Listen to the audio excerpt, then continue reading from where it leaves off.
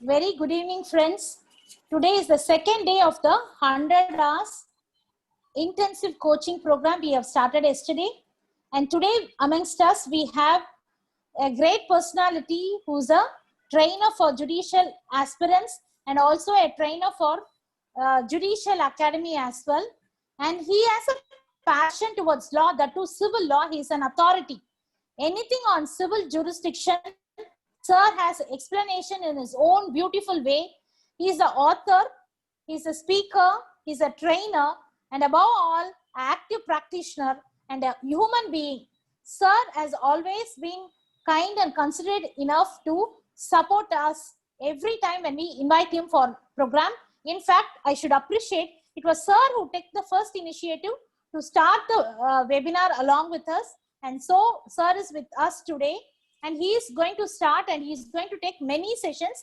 Yesterday, he had given the problem which is posted in the WhatsApp group. The new joinees would have seen now. On behalf of Legal Elite, I extend a warm welcome to Shankar Murli sir. And today's session will be on framing of charges. I welcome you wholeheartedly, sir. I welcome all the participants who have joined in today. Kindly use this opportunity, utilize it to the maximum. During the session, please don't post any questions in the chat. After the session, you can post your questions in the chat and you can definitely even raise your hands and post your questions. Now the floor is all yours, sir. I welcome you on behalf of Legal Elites and the participants here, sir. Thank you, madam. Good evening to all.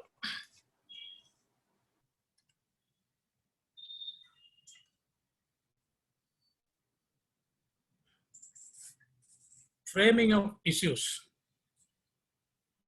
is very important stage so far as civil litigation is concerned. இது ஆக்சுவலா உங்களுக்கு ஒரு பேப்பரே இருக்கு, district judge எக்ஸாம்லையும் சரி civil judge எக்ஸாம்லையும் சரி. Issues தான் very important. நம்ம issues எப்படி எழுதுறது, இஷ்யூஸ்க்கு மீனிங் என்ன, இஷ்யூஸ்க்கு என்ன சோர்ஸு, எந்த ஸ்டேஜில் இஷ்யூஸ் நம்ம ஃப்ரேம் பண்ணணும், இதெல்லாம் நம்ம தெரிஞ்சுக்கிட்டோம்னா தென் we will be master in delivering judgment. Judgment based on the issues. Now, let me say, what is the plain meaning of issues? Issues na enna? Issues means a point in question at the conclusion of pleadings between contending parties in an action. ஒரு வழக்குல bleedings முடிஞ்சதுக்கு அப்புறம், ப்ளீடிங்ஸ்னா உங்களுக்கு எல்லாம் தெரியும், பிளைன்ட்டும் and written statement, order 6 rule 1. So பிளைன்ட்டும் written ஸ்டேட்மெண்ட்டும் போட்டு முடிஞ்சதுக்கு அப்புறம் வாதி பிரதிவாதிக்கு இடையே என்ன பிரச்சனை அப்படின்னு ஒரு கொஸ்டின் எழும்புது பார்த்தீங்களா, அதுதான் எழுவினா, தட் இஸ் இஷ்யூஸ். அப்ப ஒரு பிளைண்ட்ல வாதி என்ன சொல்லணும், ஆர்டர் 14 ரூல் 1 எடுத்து பார்த்தீங்கன்னா, plaintiff has to state the material proposition of fact and law. என்னத்துக்காக அதை சொல்லணும்? For the purpose of showing that he has got right to sue. இந்த வழக்கை தாக்கல் பண்றதுக்கு தனக்கு எல்லா உரிமையும் இருக்கு அப்படின்னு அதை சொல்லணும் அவரு. அதுக்காக material proposition of fact and law சொல்லணும். அதே மாதிரி defendant in his written statement என்ன சொல்லணும் அப்படின்னு சொன்னா, defendant has to answer the claim of the plaintiff and he must prove that he has got valid defense to contest the case filed by the plaintiff. So, material proposition of fact affirmed by one party and denied by the other party, there emerges an issue. This issues plain meaning. இப்ப order 14 rule 1 அதுல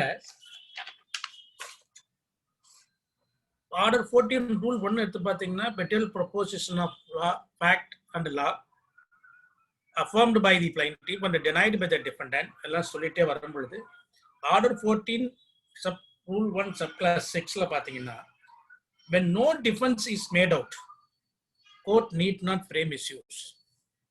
வாதி வழக்க ஒத்துக்கிட்டு பிரதிவாதி statement போட்டுட்டாரு அப்படின்னு சொன்னா, there is no need to frame issues.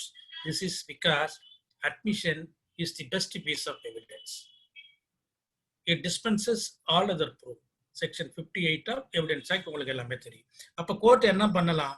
When there is no defense, court instantly can deliver judgment on admission. Order 12, Rule 6. Order 12, Rule 6. இப்ப issues இதுக்கு என்னென்ன சோர்ஸ், எதுல இருந்து நம்ம இஷ்யூஸை ஃப்ரேம் பண்ண முடியும்? ரா மெட்டீரியல்ஸ்னு வச்சுக்கலாமே.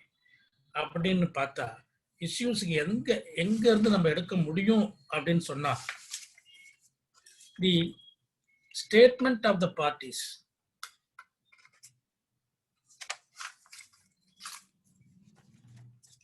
Order 14, rule 3. ஃபர்ஸ்ட் ப்ளீடிங்ஸ்ல இருந்து இஷ்யூஸ் ஃப்ரேம் பண்ணலாம். அடுத்தது ஆன்சர் டு இன்ட்ராகேட்டரிஸ், ஒரு இன்ட்ராகேஷன், ஒரு கேள்வி கேட்டு அதுக்கு பதில் சொல்றாங்க பாருங்க, அதுல இருந்து we can frame issues. அடுத்தது statement on oath by the parties or by any persons present on their behalf, agent, power agent அந்த மாதிரி, ஆர் பை ப்ளீடர்ஸ், அஃபிடவிட் போடுறோம் இல்லையா, ஸ்டேட்மெண்ட் ஆன் ஓத்ங்கிறது அஃபிடவிட், அதுல இருந்து we can also frame issues. அப்ப these are all the sources for framing issues. They are pleadings, answer to the interrogatories, documents filed by both the parties, and the statement on both by the parties or by agent or by pleaders. Say, when an issue will be settled, எப்ப issues வந்து settle பண்ண முடியும்? இது வந்து 2 mark question. இது வந்து this session is particularly only for the district judge and the civil judge exam எழுதுறவங்களுக்கு மட்டும்தான். Examination oriented point, examination point of வியூல இருந்து மட்டும்தான் இந்த செஷன். இப்போ 2 மார்க் கேள்வி, when an issue will be settled, issue will be settled at the first hearing. At the first hearing. ஒரு civil கேஸ்ல ஃபர்ஸ்ட் ஹியரிங்கிறது என்ன ஸ்டேஜ்? ஃபர்ஸ்ட் ஹியரிங்கிறது not by filing plaint or not by the appearance of the defendant, கிடையவே கிடையாது. First hearing of the civil suit அப்படிங்கிறது order 15 rule 1. Order 15 rule 1.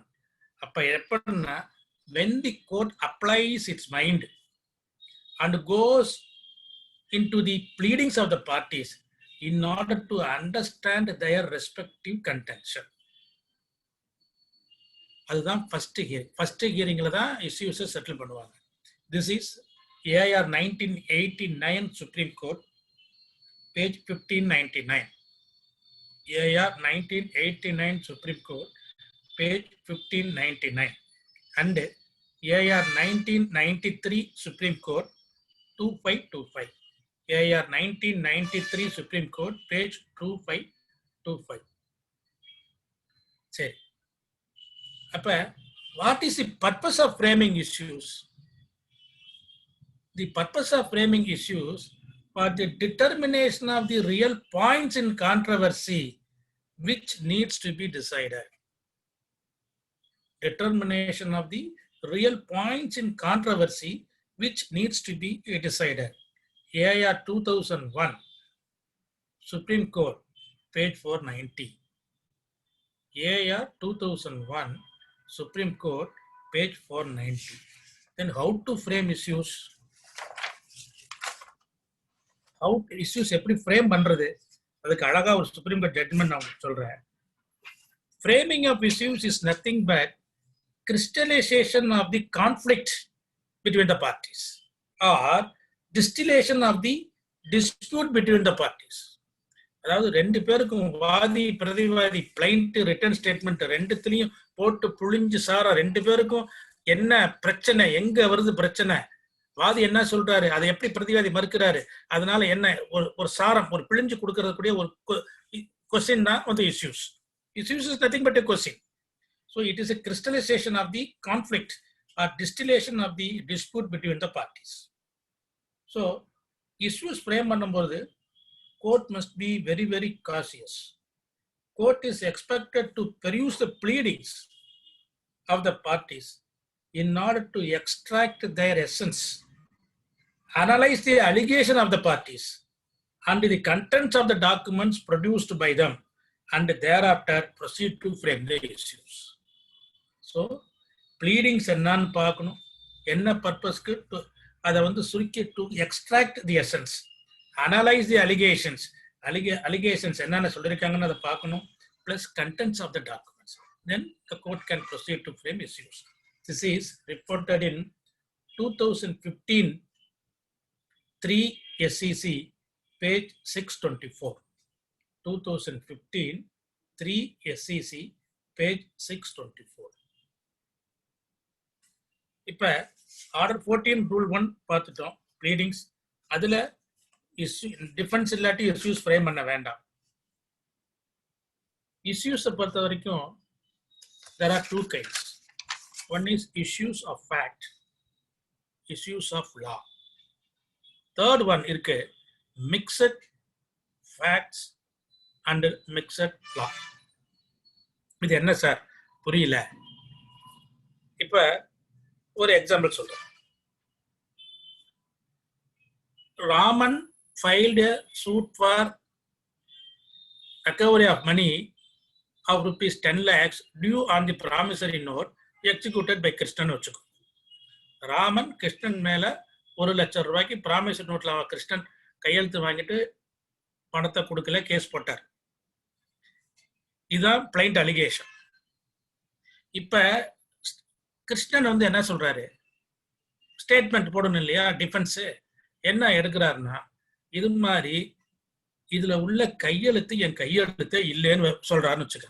He denied the execution and pleads forgery. என் கையெழுத்தே இல்லை அப்படின்றாரு. இப்ப இதுல என்ன சொல்ற, ராமன் என்ன சொல்றாரு, கிருஷ்ணன் எக்ஸிக்யூட்டட் ப்ராமிசரி நோட் அப்படின்றாரு. கிருஷ்ணன் என்ன சொல்றாரு, I have not at all executed promissory note, is not my signature. இப்ப இது என்ன ப்ராப்ளம் இங்க வருது, அந்த தாவா ப்ராமிசரி நோட்ல உள்ள கையெழுத்து கிருஷ்ணனதா இல்லையா, திஸ் இஸ் இஷ்யூ. இதுதான் இஷ்யூஸ். இப்ப டிஃபென்ஸ் வேற மாதிரி வச்சுக்கணும். கிருஷ்ணன் என்ன சொல்றாரு, நான் I have received only 50,000 rupees but it was filled up for 1 lakh அப்படின்னு ஒரு ஸ்டேட்மெண்ட் போடுறாருன்னு வச்சுக்காங்க. இப்ப இந்த இடத்துல என்ன இஷ்யூஸ், நீங்க வந்து whether the suits promissory note is supported by consideration அப்படின்னு ஒரு இஷ்யூஸ் ஃப்ரேம் பண்ண முடியுமா? அது மாதிரி பண்ணா அது மாதிரி அபத்தம் எங்கேயுமே கிடையாது. ஏன்னா once promissory note executed, execution admitted, signature அட்மிட்டட்னா என்ன லீகல் ப்ரிசம்ப்ஷன், செக்ஷன் 118 படி the promissory note was executed for valid consideration. Legal presumption வந்துருச்சு. What was the defense taken by the defendant here? Quantum of the consideration. அப்ப quantum of consideration இங்க நார்மலா burden of proof is on the plaintiff. இங்க இந்த குவாண்டத்தை dispute பண்றதுனால இந்த burden of proof is on the defendant Krishnan. அப்ப இந்த இடத்துல என்ன இஷ்யூஸ் வர முடியும், whether the promissory note was executed by Krishnan for rupees 50,000 as alleged by him. 50,000க்கு பணம் வாங்கிட்டு தான் எழுதி கொடுத்தானா இல்லையா, this is the issues. இஷ்யூஸ்னா ரொம்ப சிம்பிள். எந்த இடத்துல வாதியும் பிரதிவாதியும் டிஃபர் ஆகுறாங்க அதை மட்டும் நீங்க பார்த்தா போதும். சரி, இது செகண்ட் டிஃபென்ஸ். தேர்ட் டிஃபென்ஸ் ஒன்னு எடுக்கிறார். இது மாதிரி நான் 2000 தான் ப்ராமிசரி நோட் எழுதி கொடுத்தேன், இப்ப 2010 சூட்டு போட்டுக்கிறாரு, the suit claim is barred by limitation அப்படின்னு ஒரு டிஃபென்ஸ் எடுக்கிறாருன்னு வச்சுக்கோ. இந்த இடத்துல execution admitted, signature admitted, passing of consideration admitted, everything is admitted. So whether the promissory note is genuine, whether it is for valid consideration, அந்த இஷ்யூஸ்லாம் நமக்கு தேவையே இல்லை. இப்போ என்ன point, whether the claim of the plaintiff is barred by limitation or not. இப்ப 2000 promissory note கையெழுத்து போட்டிருந்து அதை வந்து 2003 வருஷத்துக்கு அப்புறம் போட்டிருந்தா on the face of the record it is barred by limitation. இந்த limitation plea here is a pure question of law. எல்லாம் புரிஞ்சுக்கங்க. சப்போஸ் அதில் சொல்றாரு, நான் 2000 தான் எழுதி கொடுத்தேன், அந்த 2000 2 சைபர் இன்னொரு சைபர் பக்கத்துல 1 போட்டு 10 போட்டுக்கிட்டாரு, மெட்டீரியல் ஆல்ட்ரேஷன் அப்படின்னு சொல்றாரு. So the suit claim is barred by limitation, or a defense எடுக்கிறார். Here the plea of limitation is a mixed question of law and fact. ஏன் அப்ப இந்த ப்ராமிசரி நோட் 2000 எழுதுனதா 2010 எழுதுனதா அப்படிங்கிற ஒரு பாயிண்ட் வருது. இப்ப இது மெட்டீரியல் ஆல்ட்ரேஷன், அந்த கையெழுத்து யாரு போட்டா, எப்ப போட்டா, இந்த ப்ராமிசரி நோட் எப்ப எழுதுது, இதெல்லாம் எவிடன்ஸ் விட்டாதான் நமக்கு தெரியும்.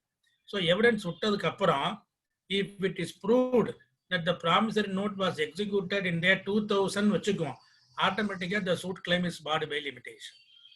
If it is not proved, then the suit will be decreed. Suit will be decreed. இன்னொரு ஸ்டாண்ட் எடுக்கிறாருன்னு வச்சுக்குவோம். ஒரே ப்ராமிசரி நோட்ல எவ்வளவு டிஃபரன்ஸ் எடுக்க முடியும்னு பாருங்க. இன்னொரு டிஃபரன்ஸ் எடுக்கிறாரு. இது மாதிரி நான் 1,00,000 ரூபாய் ராமன்கிட்ட வாங்கினது வாஸ்தவம், 2000 வாங்கினேன், 2003 கேஸ் போட்டிருக்கணும், ஆனா 2005 போடுறாரு, ஆனா நான் 2002 ஒரு 10,000 ரூபாய் கொடுத்து செல்லு வச்ச மாதிரி சொல்லி இருக்கிறாரு. அது செல்லு வச்சது என் கையெழுத்து இல்ல. ப்ராமிசரி நோட்டு 2000, 2002 ஒரு 10,000 ரூபாய் பரவு வச்சு கையெழுத்து போட்டிருக்கிறாரு கிருஷ்ணன் அப்படின்னு சொல்லி இந்த 2002 இருந்து அக்னாலஜ்மெண்ட் ஆஃப் லைபிலிட்டி இருந்து 3 வருஷம் நமக்கு வரும். அதனால 2002 இருந்து 2005 வரைக்கும் போலாம் 2004 போடுறாரு. இவர் என்ன சொல்றாரு Krishnan, the endorsement said to have been made by me is a forgery. Execution அந்த ப்ராமிசரி நோட் ஃபோர்ஜரின்னு சொல்லல, அதுல கையெழுத்தே என்னோடது இல்லை அப்படின்றாரு. அப்ப இந்த இடத்துல என்ன இஷ்யூஸ் வர முடியும்? Whether the promissory note, whether the endorsement made by the defendant on the promissory note in the year 2002 is true or not. If it is true, automatically the suit will be decreed. If it is not proved, then the suit will be dismissed on the ground of bar of limitation. இன்னொரு difference சொல்றேன் பாருங்க. Promissory note 2000 எழுதுனது, 2003 case போடணும். 2002 கிருஷ்ணன் வாதி ராமனுக்கு phone பண்ணி, உங்ககிட்ட நான் பணம் வாங்கினது வாஸ்தவம் தான், நான் இன்னும் ஒரு வருஷத்துல கொடுத்துட்றேன் அப்படின்னு போன்ல சொல்றாரு. அதை ரெக்கார்ட் பண்றாரு ராமன். ரெக்கார்ட் பண்ணி இது மாதிரி 2002 அவன் வாங்கின ப்ராமிசரி நோட்டை ஒத்துக்கிட்டு எனக்கு ஃபோன் பண்ணா ரெக்கார்ட் பண்ணியிருக்கிறேன், ஒரு வருஷம் டைம் கேட்டதெல்லாம் 2003 வரைக்கும் வெயிட் பண்ணேன், கொடுக்காதெல்லாம் 2004 நான் போட்டுட்டேன். எனக்கு அவன் சொன்ன 2002 இருந்து அக்னாலஜ்மெண்ட் ஆஃப் லைபிலிட்டி அப்ப இருந்து ஆரம்பம் 3 வருஷம், 2002 இருந்து 3, 4, 5 போடலாம், 2004 நான் சூட் ஃபைல் பண்ணிட்டேன் அப்படின்னு சொல்றாரு. இப்ப இந்த இடத்துல என்ன இஷ்யூஸ் இருக்க முடியும்? அப்ப நீங்க இஷ்யூஸ் ஃப்ரேம் பண்றதுக்கு முன்னாடி you must know the law. ஒவ்வொரு ஆக்டும் நமக்கு தெரிஞ்சிருக்கணும், தெரிஞ்சிருந்தாதான் இஷ்யூஸ் ஃப்ரேம். அப்ப அக்னாலஜ்மெண்ட் ஆஃப் லயபிலிட்டினா என்ன அப்படின்னு முதல்ல நமக்கு தெரியணும். So section 18 of the limitation act defines acknowledgement of liability. ஒரு அக்னாலஜ்மெண்ட் ஆஃப் லயபிலிட்டின்னா ஒரு எக்ஸிஸ்டிங் டெட், ஒரு கடன், நிலுவையில் இருக்கக்கூடிய ஒரு கடன், அந்த கடனை நீதிமன்றத்துல தாக்கல் செய்ய லிமிடேஷன் ஆக்ட் நிர்ணயம் செய்த காலக்கெடுவிற்குள் 3 வருஷத்துக்குள்ளார, within the period of limitation prescribed under the Limitation Act, if any acknowledgement is made in writing. So acknowledgement must be in writing, it cannot be an oral acknowledgement. இங்க acknowledgement writingல இருக்கா? ஒரு letter போட்டிருக்கிறானா? இல்ல.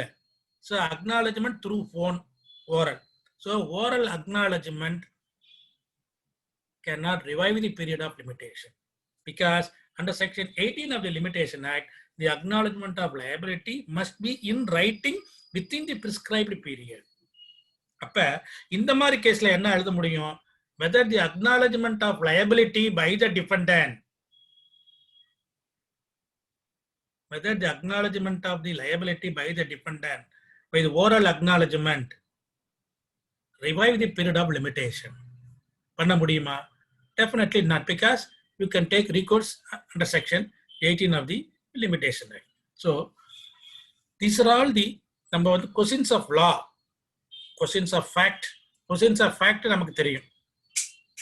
Questions of law நமக்கு law தெரிஞ்சிருந்தா தான் அது அந்த issues frame பண்ண முடியும். Sometimes questions of mixed question of law and fact வரும். இப்போ உதாரணத்துக்கு லிமிடேஷன், ப்ளீ ஆஃப் லிமிடேஷன்ங்கிறது sometimes it will be a question of law, sometimes it will be a mixed question of law and fact, limitation. அதே மாதிரி jurisdiction, sometimes it will be a question of law, sometimes it will be a mixed question of law and fact. அதே மாதிரி res judicata, sometimes it will be a pure question of law, sometimes it will be a mixed question of law and fact.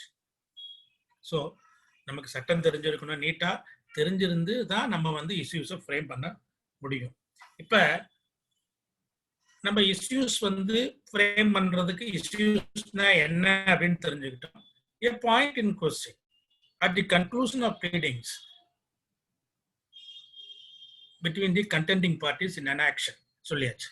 எதுல இருந்து நம்ம வந்து issues frame பண்ண போறோம்னு சொல்லியாச்சு. Pleadings, answer to the interrogations, documents, statement made by oath on oath and statement, அப்புறம் documents. இப்ப நம்ம இஷ்யூஸ் ஆர்டர் 14 ஒன்று தான் நான் சொல்லிட்டு இருக்கிறேன். அப்ப அடுத்தது ப்ரிலிமினரி இஷ்யூ, அது ஆர்டர் 14 ரூல் 2. ப்ரிலிமினரி இஷ்யூஸ்னா என்ன? when it can be framed. இந்த ஆர்டர் 14 ரூல் 2ங்கிறதே 1976 சிபிசில அமெண்ட்மெண்ட்டுக்கு அப்புறம் தான் வந்துச்சு. அதுக்கு முன்னாடி ஒரு கோர்ட் வந்து is expected to frame all issues and expected to answer all the issues.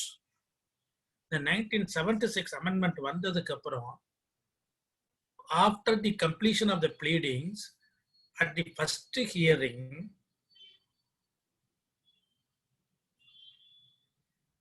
when the plea of jurisdiction is raised, இந்த கோர்ட்டுக்கு இந்த வழக்கை விசாரிப்பதற்கு அதிகாரமே இல்லை அப்படிங்கிற ஒரு ப்ளீ எடுத்திருந்து, இல்லை அப்படின்னா இந்த வழக்கை இந்த ஒரு குறிப்பிட்ட சட்டம் இந்த வழக்கை உரிமையல் நீதிமன்றத்தில் விசாரிக்கிறதுக்கு தடை செய்கிறது அப்படின்னு சொல்லியிருந்தா, so court can frame preliminary issue.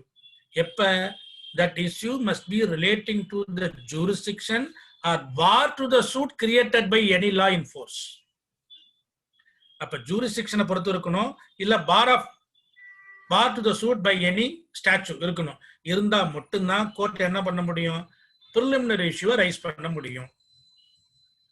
Preliminary issue court raise பண்ணணும்னா பியூர் கொஸ்டின் ஆஃப் லா.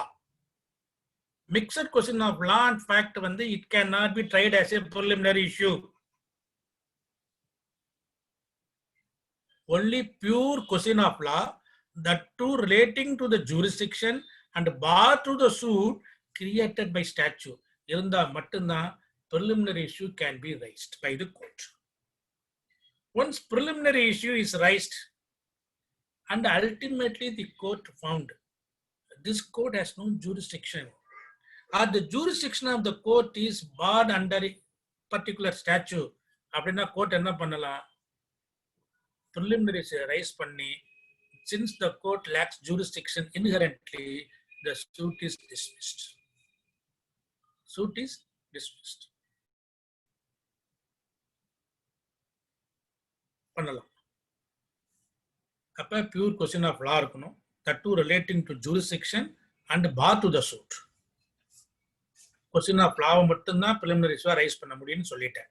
இப்ப நான் ஒரு எக்ஸாம்பிள் உங்களுக்கு சொல்றேன். பிளைன்டிஃப் சூட் போட்டார், டிக்ளரேஷன் ஆஃப் டைட்டில்னு வச்சுக்கோங்க. டிஃபெண்டன்ட் ஸ்டேட்மெண்ட் போடுறதுக்கு முன்னாடி என்ன பண்றாரு? Section 12(2) of the Tamil Nadu court fee and suits valuation ஆக்ட்ல he has taken out an application stating that the valuation of the suit is undervalued, improper court fee is paid, so determined the same as a preliminary issue அப்படின்னு சொல்லி he has filed an application. Section 12(2) of the Tamil Nadu court fee and suit valuation act.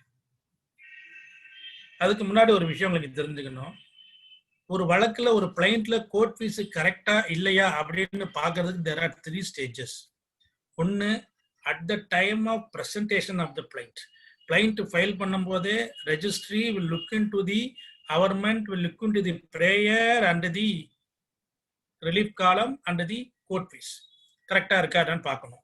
அதை விட்டுட்டாங்க, பார்க்க விட்டுட்டாங்க அப்படின்னு சொன்னா defendant may before the first hearing, இங்க என்ன before the first hearing issues frame பண்ணனதுக்கு அப்புறம் இந்த செக்ஷன் 12(2)ல நீங்க போட முடியாது. செக்ஷன் 12(2)ல before the first hearing, before the first hearing. Before the first hearing means before the framing of issues. If issues முன்னாடி application போட்டிருந்தா it can be tried as a preliminary issue. எங்க சொல்லிருக்காங்க? Section 12 subclass 2 of the Tamil Nadu Court Fees and Suit Valuation Act. All right. Then what CPC says? CPC under Order 14 Rule 2 says only a pure question of law, that too relating to the jurisdiction and bar to the suit created by statute alone, can be framed as a preliminary issue. Now, here there is a conflict between CPC and the Tamil Nadu Court Fees and Suit Valuation Act. You know, CPC is the Central Act. Tamil Nadu Court Fees and Suit Valuation Act is a state act. Which act will prevail?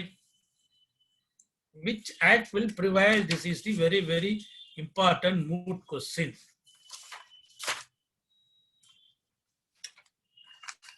So, let us now we will see Constitution of India. CPC is entry 13, schedule 7 and concurrent list. CPC. Entry 13, schedule 7, concurrent list. சிபிஎஸ்ல அப்பப்ப நம்ம amendment கொண்டு வரோம்ல, high court அமெண்ட்மெண்ட்லாம் கொண்டு வரோம், concurrent லிஸ்ட்ல இருக்கிறது தான் நம்ம பண்றோம், ஸ்டேட் அமெண்ட்மெண்ட் கொண்டு வரோம். சரி, இப்ப சிபிசி படி கொஸ்டின் ஆஃப் லா மட்டும்தான் பிரிலிமினரிஸா ஃப்ரேம் பண்ண முடியும்னு சொல்லியாச்சு. இங்க பேமெண்ட் ஆஃப் கோர்ட் ஃபீஸ்ங்கிறது it is a pure question of லாவா or mixed question of law and ஃபேக்டான்னு நம்ம பார்க்கும் பொழுது payment of court fees is a mixed question of law and fact. ஏன்னா Tamil Nadu court fee and suit valuation ஆக்ட்னு ஒரு act இருக்கு. அந்த ஆக்டின் கீழே நீங்க என்ன ரிலீஃப் கேட்குறீங்களோ அதுக்கு நீங்க ஸ்டாம்ப் போட்டோம்னு சொல்லியாச்சு. ஸோ அது லா. ஆனா உங்க பிரேயர் என்ன, அதுக்கு இதுக்கு சரியா வருதா இப்படிங்கிறதெல்லாம் பார்க்கறது நீங்க எவிடன்ஸ் விட்டு தான் கண்டுபிடிக்கணும். So it's a mixed question of fact and law. So once it is a mixed question of fact and law, it cannot be tried as a preliminary issue. That is a normal rule. But here there is a conflict. CPC and Tamil Nadu Court Fees and Suit Valuation Act. அப்ப ஒரு central government ஆக்டுக்கும் state government ஆக்டுக்கும் ஒரு ரெபக்னன்சி, ஒரு conflict வந்துருச்சு அப்படின்னு சொன்னா which act will prevail? Normally the central act will prevail over the state act. That is Article 254 of the Constitution of India. எதை பொறுத்து? To the extent of the repugnancy. Central ஆக்ட்ல ஒரு விஷயம் சொல்லி இருக்கிறாங்க, அதுக்கு நேர்மாறா ஸ்டேட் ஆக்ட்ல சொல்லி இருந்தா அந்த ஸ்டேட் ஆக்ட் அந்த to the extent of the repugnancy the central act will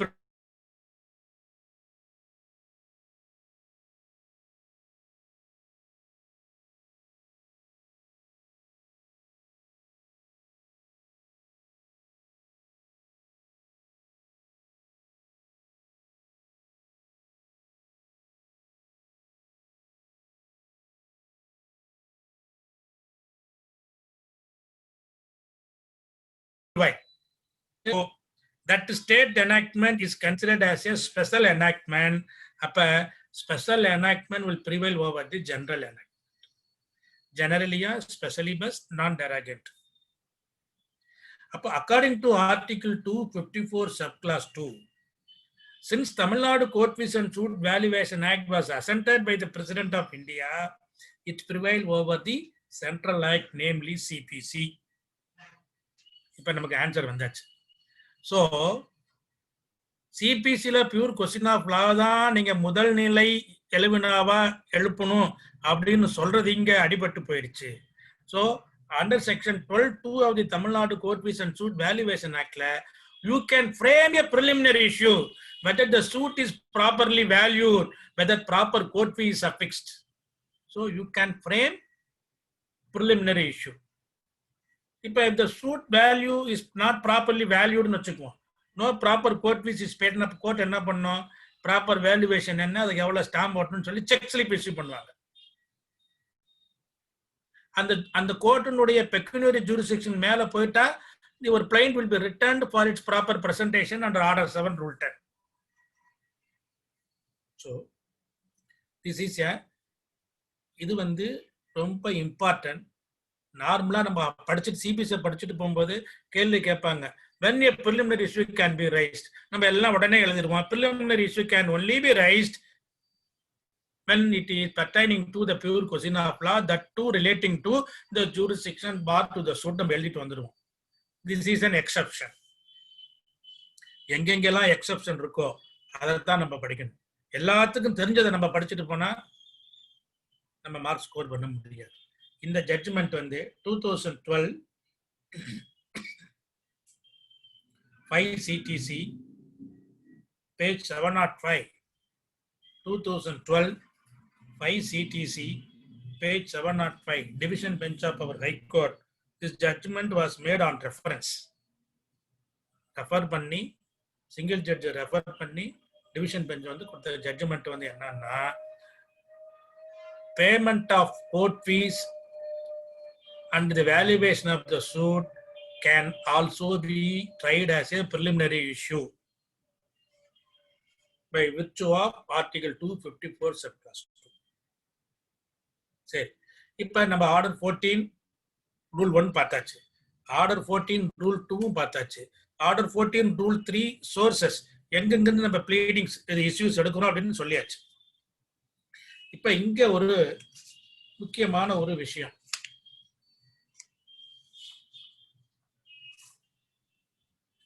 இந்த லிமிடேஷன் வந்து பியூர் கொஸ்டின் ஆஃப் லாவா எப்பப்பெல்லாம் எடுக்க முடியும் அப்படிங்கிறதுக்கு ஒரு 2 ரூலிங் மட்டும் சொல்லிடுறேன். 2006 5 SCC page 638. 2006 5 SCC page 638. And another one 2005 12 SCC 362. 2005 12 SCC page 362.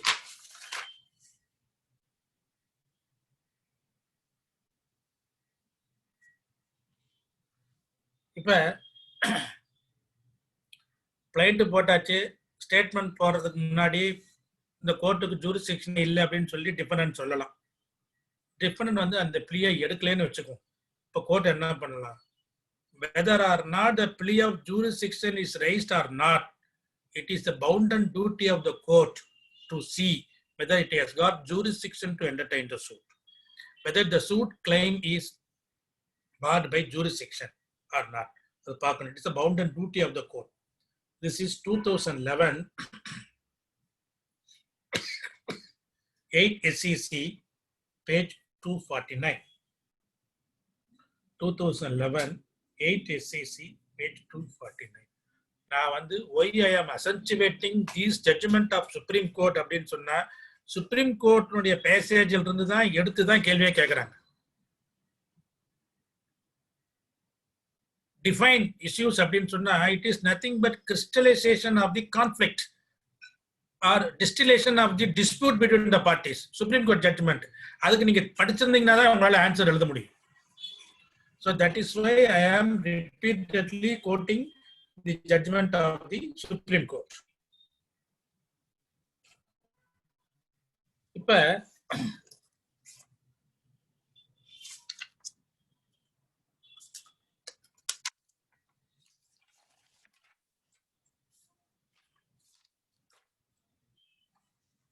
Court வந்து இஷ்யூஸ் ஃப்ரேம் பண்ணிட்டாங்க. பை மிஸ்டேக்கா ப்ளீடிங்ஸ்ல இல்லாத ஒரு விஷயத்தை இஷ்யூஸா ஃப்ரேம் பண்ணியாச்சு. பண்ண முடியுமா? ப்ளீடிங்ஸ்ல என்ன இருக்கோ அதை பொறுத்து தான் இஷ்யூஸ் இருக்க முடியும். இன் தி ஆப்சன்ஸ் ஆஃப் ப்ளீடிங்ஸ் எந்த இஷ்யூஸும் ஃப்ரேம் பண்ண முடியாது, பண்ணவும் கூடாது. இன்னொன்னு, அது தொடர்பா எந்த விதமான வாய்மொழி சாட்சியம் விட்டிருந்தாலும் அந்த சாட்சியத்தை நீதிமன்றம் கருத்தில் எடுத்துக் கொள்ளாது. So no pleadings, no issues. No pleadings, if any oral evidence is let in, it will not be considered. So determination of issues without pleadings or evidence adduced is impermissible. 2009 5 SCC page 71. 2009 5 SCC page 71. 2014 5 SCC page 312. இப்ப இந்த இடத்துல ஒரு முக்கியமான விஷயம், நம்ம இஷ்யூஸை வந்து எப்ப frame பண்றோம்? சாட்சியங்களை விசாரிக்கிறதுக்கு முன்னாடி, before the oral examination of the parties. Issues frame பண்ணி இஷ்யூஸ் ஆர் செட்டில்டு அப்படின்னு போட்டதுக்கு அப்புறம் தான் trial will be commenced. Sir, சாட்சியெல்லாம் விசாரிச்சு முடிச்சதுக்கு அப்புறம் இஷ்யூஸை ஃப்ரேம் பண்ணலாமா பண்ணக்கூடாதா? சாட்சியத்துல விசாரிச்சதுக்கு அப்புறம் இஷ்யூஸை கோர்ட்டு ஃப்ரேம் பண்றதுக்கு அதிகாரம் இருக்கா இல்லையா? இப்ப இந்த இடத்துல ஒரு பதில். இந்த இஷ்யூஸ், ஃப்ரேமிங் ஆஃப் இஷ்யூஸ் நான் ரெண்டு விதமா பிரிக்கிறேன். ஒன்னு pre trial stage, another one is post trial stage. Pre trial ஸ்டேஜ்னா என்ன? ட்ரையலுக்கு முன்னாடி இஷ்யூஸை ஃப்ரேம் பண்றது. போஸ்ட் ஸ்டேஜ் ட்ரையல்ங்கிறது ட்ரையலுக்கு அப்புறம் இஷ்யூஸை ஃப்ரேம் பண்றது. அது எப்படி பண்ண முடியும்? ஆனா ஆர்டர் 14 அண்ட் ஆர்டர் 14 வந்து என்ன சொல்றாங்க? Before the examination of the parties issues நீ ஃப்ரேம் பண்ணணும்னு சொல்லிட்டாங்க. இஷ்யூஸ் எக்ஸாமின் பண்றதுக்கு முன்னாடி இஷ்யூஸ் ஃப்ரேம் பண்ணிட்டு சாட்சியை விசாரிச்சதுக்கு அப்புறம் எப்படி இஷ்யூஸ் ஃப்ரேம் பண்ண முடியும் அப்படின்னா, எஸ் பண்ணலாம். எப்போ? இப்போ ஒரு உதாரணம் சொல்றேன் பாருங்க. Raman filed a suit for declaration on the basis of a registered will executed by his father. ராமனுடைய அப்பா வந்து உயில் எழுதி வச்சிருக்கிறார், ரெஜிஸ்டர்ட் உயில். அந்த உயில் படி இந்த தாவா சொத்து ராமனுக்கு தான் அப்படின்னு சொல்லிட்டாரு. ராமனுடைய தம்பி பரதன் வந்து அந்த உயில் போர்ஜரி, செல்லாது, எங்க அப்பா கையெழுத்த ஏமாத்தி வாங்கிட்டா, ஏதோ ஒரு டிஃபென்ஸ் எடுக்கிறான்னு வச்சுக்குவோம். இந்த வழக்குல இப்ப நம்ம வந்து கோர்ட் வந்து இஷ்யூஸை செட்டில் பண்ணி ஆகணும். அப்ப இந்த வழக்குல இப்ப suppose will is denied or disputed by the defendant வச்சுக்குவோம். அப்ப நீதிமன்றம் ப்ரீ ட்ரையல் ஸ்டேஜ்ல எந்த விதமான இஷ்யூஸ் ஃப்ரேம் பண்ண முடியும்? whether the will executed by the father of the parties, plaintiff and defendant, is genuine or not. அது உண்மையானதா? whether it is the outcome of the free and last testament of the deceased. அவரு எழுதி வச்சவரு நல்ல சுயநினைவோடு இருக்கும்போது தன்னுடைய விருப்பப்படி அந்த உயிரை எழுதி வச்சாரா? அந்த உயிரினுடைய நம்பகத்தன்மை, genuine, whether the will is genuine or not, அதை இஷ்யூஸ் ஃப்ரேம் பண்ணலாம். எழுதுனது உண்மை ப்ரூவ் ஆயிடுச்சுன்னு வச்சுக்கோங்க. அடுத்த இஷ்யூஸ் என்ன பண்ண முடியும்? whether the will is encircled by any suspicious circumstances. சந்தேகத்திற்கு இடமளிக்கக்கூடிய வகையில் அந்த will எழுதப்பட்டிருக்கிறதா? அப்படி ஏதேனும் சந்தேகங்கள் இருந்தால் அந்த சந்தேகத்தை இந்த வாதி இல்லை என்று நிரூபணம் பண்ணியிருக்கிறாரா? whether the plaintiff has dispelled the clouds, the suspicious circumstances surrounded on the will. இதுதான் வந்து ப்ரீ ட்ரையல் ஸ்டேஜ்ல இஷ்யூஸை ஃப்ரேம் பண்ண முடியும். அந்த உயில் உண்மையானதா, ஜெனியூனா இல்லையா? அந்த உயில் உண்மையானதா இருந்ததுன்னா அது வந்து சந்தேகத்திற்கு இடமில்லாத வகையில் எழுதப்பட்டிருக்கிறதா? இதுதான் ப்ரீ ட்ரையல் ஸ்டேஜ். இப்ப போஸ்ட் ட்ரையல் ஸ்டேஜ், எக்ஸாமின் பண்ணியாச்சு, வாதி விசாரிக்கிறான், இது பண்றான். ஆனா அன்பார்ச்சுனேட்டா he has not examined any of the one of the attested to the will ன்னு வச்சுக்கோ. அப்ப will அப்படின்னு சொன்னா என்ன பண்ணணும்? a document which requires compulsory attestation, its proof can the contents of the same can only be proved by examining any one of the attested under section 68 of the Indian Evidence Act. இப்ப இந்த வில்ல வந்து சட்டப்படி அவரு நிரூபணம் செஞ்சிருக்கிறாரா? சட்டப்படி இங்க word என்ன வருது? Legally. the question of law, whether the will is proved in accordance with the law. அங்க வந்து regarding its genuineness, regarding its suspicious circumstances, pre-trial stage. அப்ப post-trial stageலயும் court has got power to frame issues. Whether the will is proved in the manner known to law. பண்ணலாமா பண்ணக்கூடாதா? So framing of issues can be done, can be either pre-trial stage or at the post-trial stage. This is very, very important. You must keep it in mind. அதே மாதிரி limitation, ஜூரிஸ்டிக்ஷனை பயணத்தை பொறுத்த வரைக்கும் நான் என்ன சொன்னேன், ஒரு கோர்ட்டுக்கு இந்த வழக்கை விசாரிப்பதற்கு அதிகார ஆள்வரை இருக்கா இல்லையாங்கிற விஷயத்தை டிஃபெண்டன்ட் பெட்டிஷன் போட்டு சொன்னாலும் சரி, ஸ்டேட்மெண்ட்ல சொன்னாலும் சரி, it is the duty of the court. Court தான் பார்த்துக்கணும். அதே மாதிரி suit claim is barred by limitation வந்து வச்சுக்காங்க, டிஃபெண்டன்ட் சொல்லணுங்கிற அவசியமே இல்லை. This is because section 3 of the Limitation Act is very clear. Whether or not the defense of limitation is raised by the defendant or not, it is the duty of the court to see whether the suit claim is in time or barred by limitation. 2011 8 SCC 249. 2011 8 SCC page 249.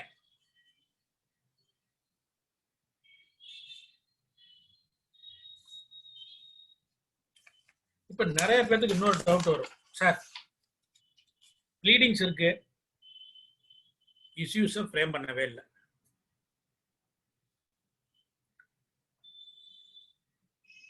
No issue was framed on particular பாயிண்ட்னு வச்சுக்குவோம். So issues எதுக்கு, இது என்ன பண்றோம், issues எதுக்காக நம்ம வந்து frame பண்றோம், ஜட்ஜ்மெண்ட் கொடுக்கணுங்கிறதுக்காக. இஷ்யூஸே ஒரு பாயிண்ட்ல வந்து இஷ்யூஸே வந்து அந்த பாயிண்ட்டை பொறுத்த வரைக்கும் இஷ்யூஸே இல்லை, ஆனா கோர்ட்டு ஜட்ஜ்மெண்ட் கொடுத்துருச்சு. whether such judgment is valid or not. அப்ப கோர்ட் வந்து என்ன பண்ணணும், whether both the plaintiffs and the defendant knew their respective cases.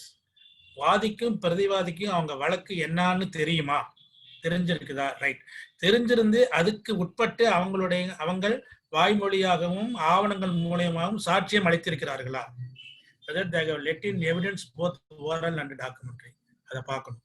பார்த்துட்டு வாதிக்கும் பிரதிவாதிக்கும் அவன் வழக்கு என்னன்னு தெரியும், அதுக்கு தகுந்த மாதிரி சாட்சியம் விட்டுருக்கிறான், அதனால இஷ்யூஸ் ஃப்ரேம் பண்ணாம இருந்தாலும் judgement கொடுத்திருந்தால் that judgment holds good, there is no miscarriage of justice.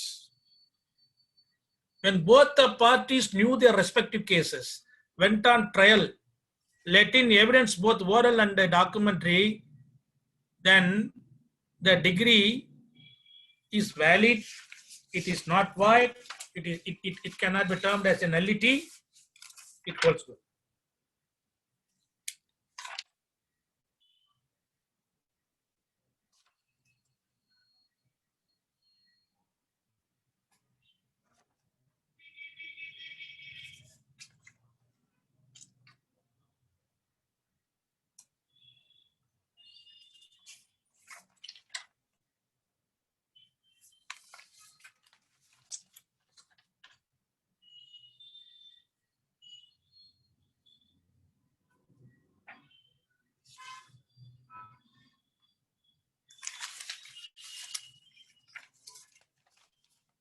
இதுக்கு ஒரு ஜட்ஜ்மெண்ட் ஒன்று சொல்றேன்.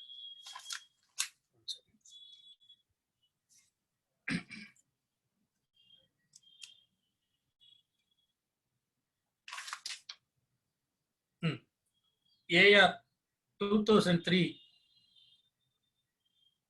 Supreme Court page 2985.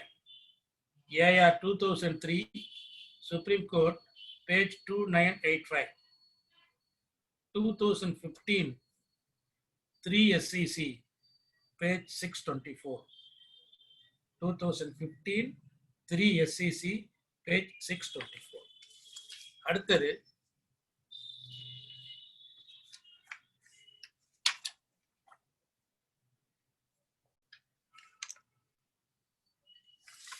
இப்ப preliminary issue எப்ப ரைஸ் பண்ணணும் சொல்லிட்டேன். When it is pertaining to question of law, that too relating to jurisdiction and bar to the suit இருந்ததுன்னா preliminary issue நீங்க ரைஸ் பண்ணலாம்னு சொல்லியாச்சு. பிரதிவாதி preliminary issue ரைஸ் பண்ணல கீழ்கோர்ட்ல, whether he is entitled to raise the plea before the appellate court. அங்க பண்ண முடியுமான்னு கேட்ட answer is no. When no preliminary issue is raised and framed before the court of first instance, the same shall not be raised at the appellate stage. 2017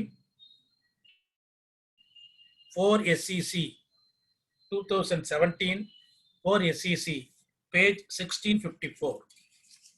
Page 1654.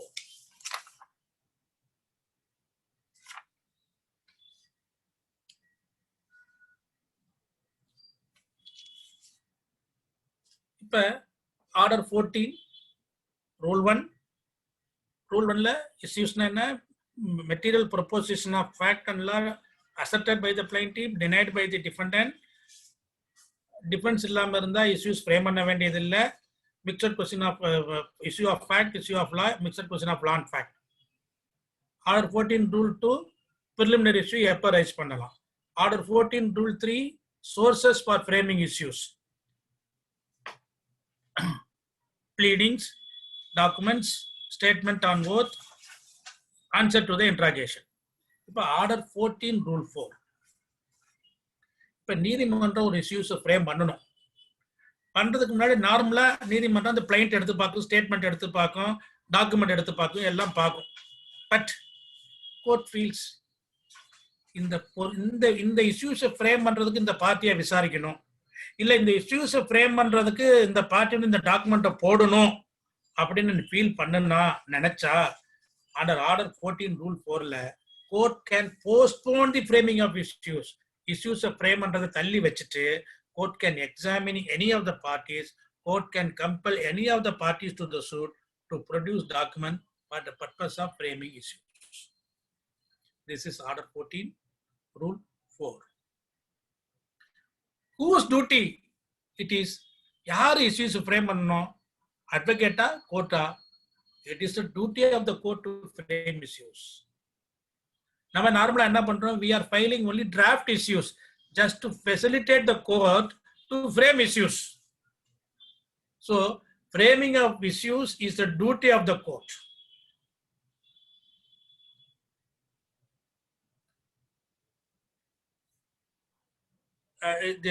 Somebody is asking 2017 for SEC page 1654, not 2015.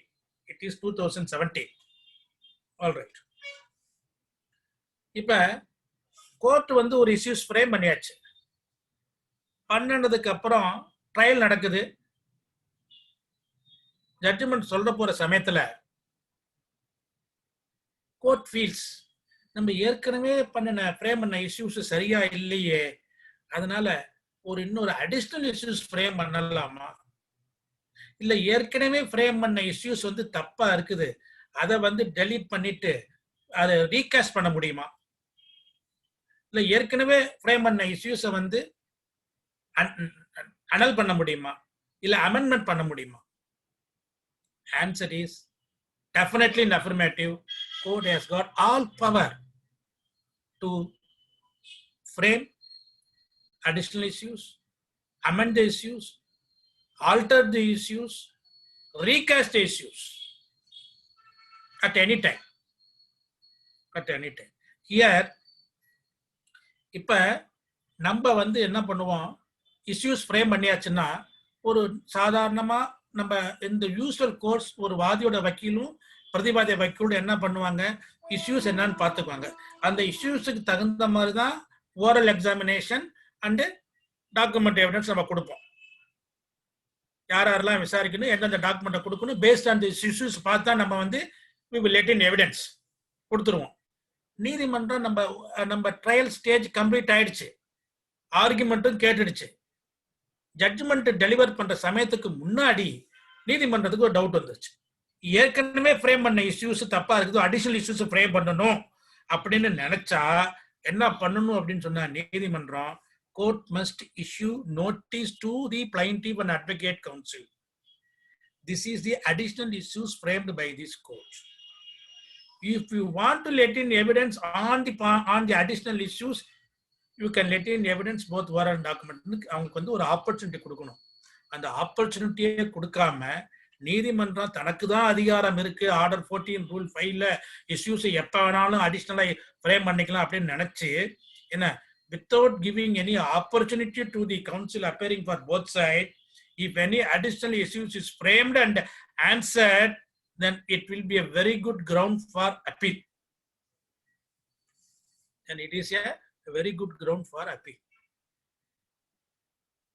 ஏன்னா parties should not be taken by surprise. என்ன இஷ்யூஸ்னு அவனுக்கு தெரியணும். எந்த விஷயத்துல ஒரு பிரதிவாதி வந்து வாதிகிட்ட இருந்து வேறுபடுறான் அப்படிங்கிற விஷயம் அவனுக்கு தெரியணும். அதுக்கு தகுந்த மாதிரி தான் அவன் சாட்சி கொடுப்பான். திடீர்னு வந்து நீங்க வந்து புதுசா ஒரு கேஸை கொண்டாந்து திணிச்சு வச்சுக்கோங்க, ஒரு இஷ்யூஸை ஃப்ரேம் பண்ணிங்கன்னு வச்சுக்கோங்க, அவனுக்கு ஆப்பர்ச்சுனிட்டி இல்லாம போயிடுமே. So before framing additional issues, court must hear the parties, allow the parties to let in evidence if the court wants to frame additional issues. So Order 14, Rule 1 to 5 பார்த்தாச்சு. அடுத்தது Order 14, Rule 6. இப்ப வாதி பிரதிவாதி இருக்கிறாங்க, அவங்க வந்து சாட்சிகளை விசாரிச்சு இது பண்ணி டைம் ஆகும், கம்பல்சன் ப்ராசஸ், இது ஜட்ஜ்மெண்ட் வரும், அப்பீல் போவோம், இது பண்ணணும், அதெல்லாம் வேண்டாம் அப்படின்னு சொல்லி ரெண்டு பேருமே ஒரு அக்ரிமெண்ட் இன் ரைட்டிங், சார் இது என் கேஸ், இது என் கேஸ், இதுதான் இஷ்யூஸ், இதுக்கு நீங்க கோர்ட் ஆன்சர் பண்ணா போதும் அப்படின்னு சொல்லி ஒரு அக்ரிமெண்ட் ரைட்டிங்ல கொடுத்தா court will look into the same and answer. Court will answer the issues. Court will answer the issues. And the agreement in writing, if it is in good faith la kuduthirukணும், நல்ல எண்ணத்துல கொடுத்திருந்தா court will pronounce judgment on the agreement in writing. இங்க ஒரு கேள்வி, good ஃபெய்த்னா என்ன? Good ஃபெய்த்ன்ற word specific பர்ஃபார்மன்ஸ்ல செக்ஷன் 19ல வரும். செக்ஷன் 19 ஸ்பெசிபிக் பர்ஃபார்மன்ஸ் சூட்ல பிளைன்டிஃப் வந்து வெண்டார் மேல கேஸ் போடுவான். அக்ரிமெண்ட் போட்டுட்டு அந்த வெண்டார் வந்து இன்னொருக்கு வித்துட்டான்னு வச்சுக்கோங்க, அந்த சப்சிக்வெண்ட் பர்ச்சேசரையும் இம்ப்ளீட் பண்ணி சூட் ஃபைல் பண்ணுவான். இப்ப நார்மலா burden of proof suit for specific performance is on the plaintiff. Then he must prove that he is ready and willing to purchase the property. He needs to prove sale. Subsequent purchaser வந்து சேர்த்தாச்சு அப்படின்னு சொன்னா burden of proof is on the subsequent purchaser.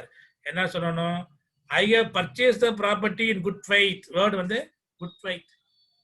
I have paid the entire sale consideration and I am not aware of the existence of the sale agreement between the plaintiff and first defendant. இதை prove பண்ணணும்.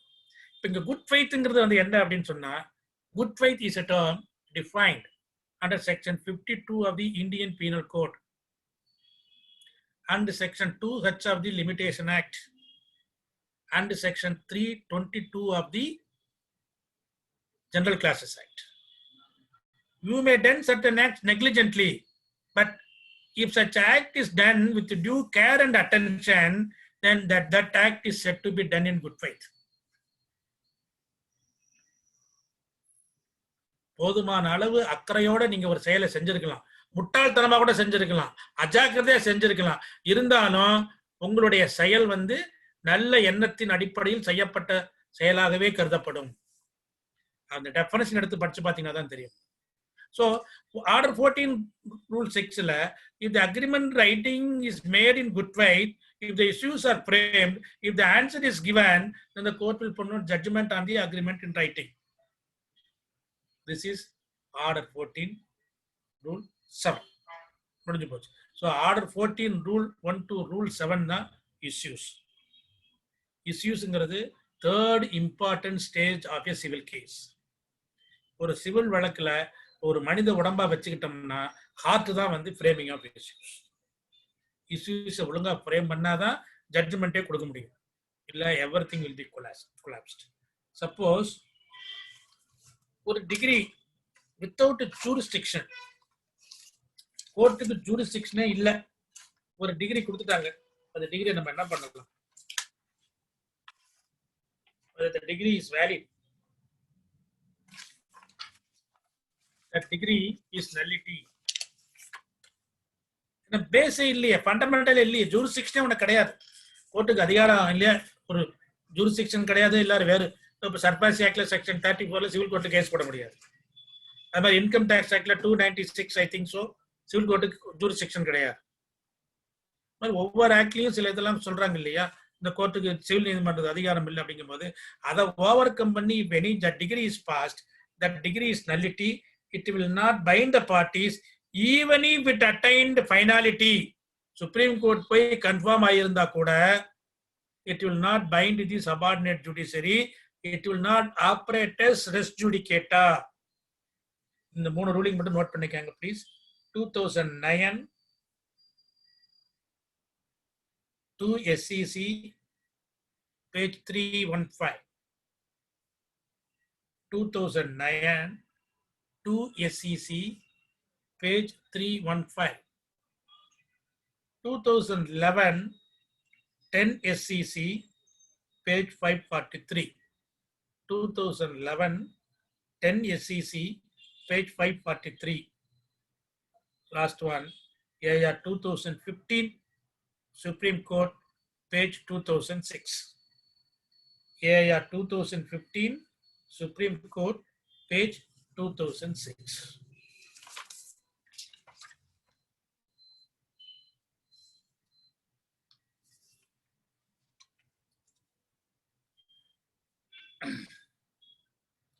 இப்ப just ஒரு சமயம், இஷ்யூஸ்னா என்ன?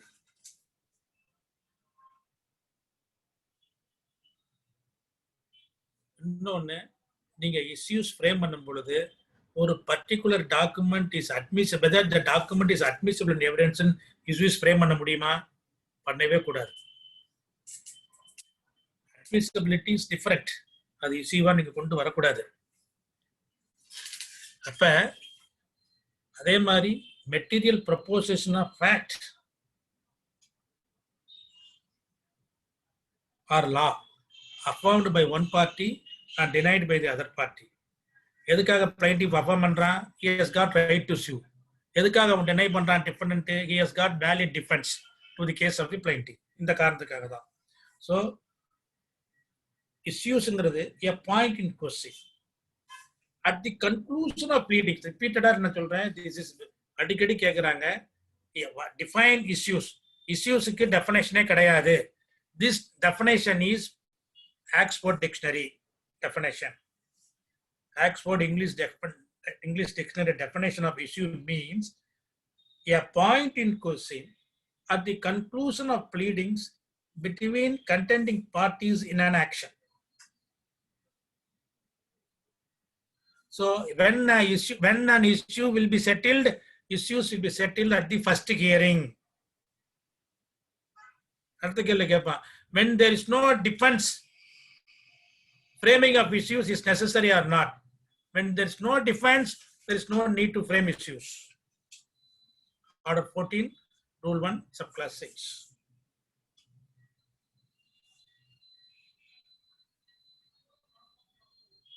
How to frame issues? How to frame issues? 2015 3 SCC 624. I think I already cited this judgment. எதிலிருந்து issues எடுக்கலாம்? Pleadings, answer to interrogatories, documents, that is the contents of the documents, statement given by parties on oath, agent or pleaders.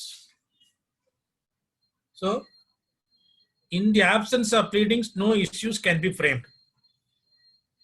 When the court has no jurisdiction, if any degree is passed, that degree is nullity.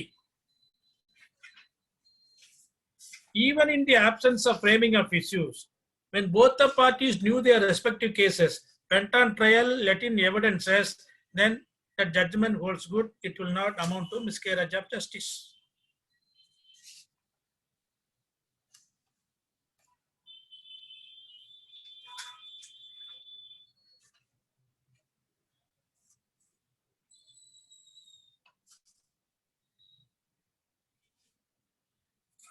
Order 14, Rule 2, issues regarding the preliminary issues can be framed when only on pure question of law, that too the same is relating to jurisdiction and the bar to the suit created by any law.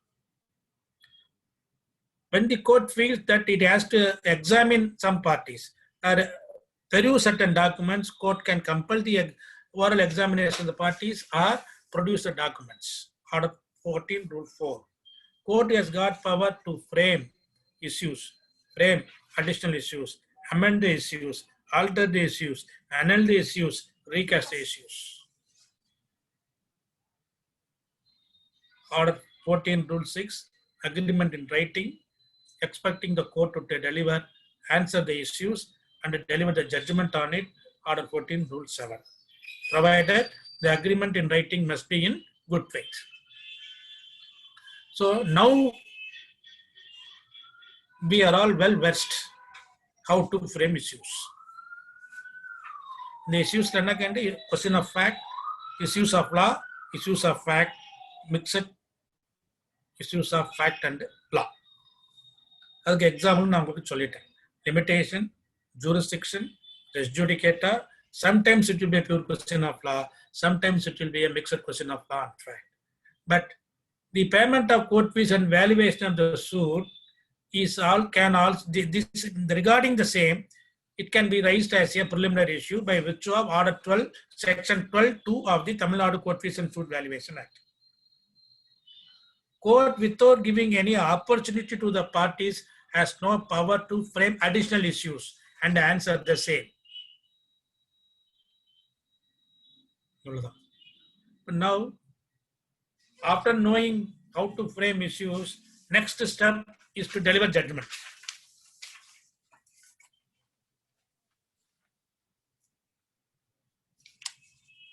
What is judgment? Judgment is statement given by the judge on the grounds of a degree or order. Section 2(9) of CPC. On the grounds of a degree or order. ஒரு degree ரொம்ப ப்ரைசஸாக இருக்கும். டிகிரியில் court name, வாதி name, பிரதிவாதி name, வாதி வக்கீல், பிரதிவாதி வக்கீல், வாதியினுடைய வழக்கு தாக்கலான தேதி, வாதியின் வழக்கு மூலம், அப்புறம் தீர்ப்பாணை போட்டுட்டு இந்த நீதிமன்றம் வழங்கும் தீர்ப்பாணை. வாதி என்ன வழக்கு போட்டிருக்கிறாரு, தள்ளுபடி செய்யறாங்களா, அனுமதிக்கிறாங்க. சூட் இஸ் டிகிரிடா, டிஸ்மிஸ்ட். இந்த டிகிரியில என்ன எந்த அடிப்படையில் சொல்லியிருக்கிறாங்கிறதான் ஜட்ஜ்மெண்ட். ஜட்ஜ்மெண்ட்ல தான் வந்து வாதியினுடைய வழக்கு என்ன, பிரதிவாதியினுடைய வழக்கு என்ன, நீதிமன்றம் என்னென்ன இஷ்யூஸ் ஃப்ரேம் பண்ணிருக்கு, அந்த இஷ்யூஸுக்கு என்னென்ன தகுந்த மாதிரி வாதிலாம் வந்து யாரெல்லாம் தன்னுடைய வாய்மொழி சாட்சியமா விசாரிச்சிருக்கிறாரு, பிரதிவாதி வாய்மொழி சாட்சியமெல்லாம் யாரெல்லாம் விசாரிச்சிருக்கிறாரு, வாதியினுடைய ஆவணங்கள் என்னென்ன ஏ சீரீஸ், பிரதிவாதியினுடைய ஆவணங்கள் என்னென்ன பி சீரீஸ், இதெல்லாம் பார்த்து ஒவ்வொரு இஷ்யூஸுக்கும் ஆன்சர் கொடுக்கணும். So, this statement given by the judge on the grounds of degree or order. Pleadings mean both plain and written statement. Order 6, Rule 1. All pleadings, whether it is plain or written statement, எப்படி இருக்கணும்? It must be in accordance with the forms in Appendix A. Order 6, Rule 3. Order 6, Rule 3ல ஒவ்வொரு வழக்குக்கும், அது வந்து promissory note வழக்கா இருக்கட்டும், declaration சூட்டா இருக்கட்டும், அடமான mortgage சூட்டா இருக்கட்டும், partnership suit, dissolution of partnership சூட்டா இருக்கட்டும், ரெடம்ஷன் ஆஃப் மார்கேஜா இருக்கட்டும், foreclosure of mortgage, whatever it may be, எது எப்படி இருந்தாலும் அந்த மார்கேஜ் சூட்டுக்கோ, ப்ராமிசரி நோட்டுக்கோ, டிக்ளரேஷன் சூட்டுக்கோ என்னென்ன லீகல் அவர்மெண்ட் இருக்கணும் அப்படிங்கிறது எங்க இருக்கும் அப்படின்னா அப்பெண்டிக்ஸ் ஏ. அதே மாதிரி ஒவ்வொரு வழக்குலையும் ஸ்டேட்மெண்ட் எப்படி இருக்கணும்னா appendix A.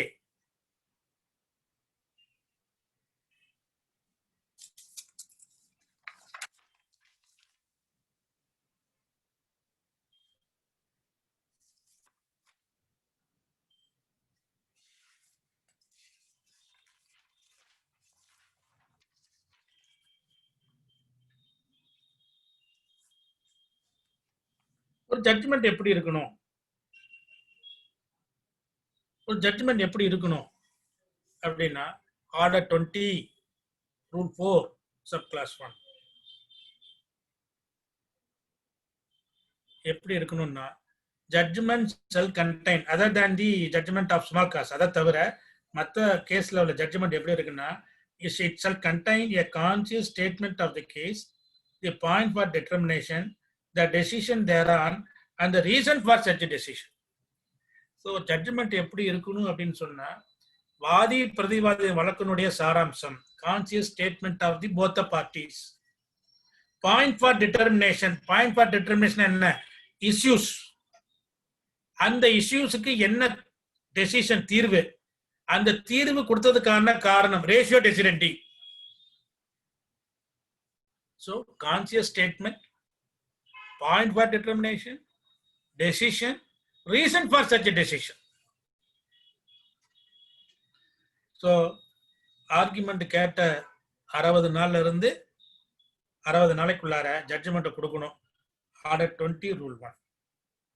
Practically it is not possible, but court must endeavor to pronounce judgment within a period of 60 days after hearing the case.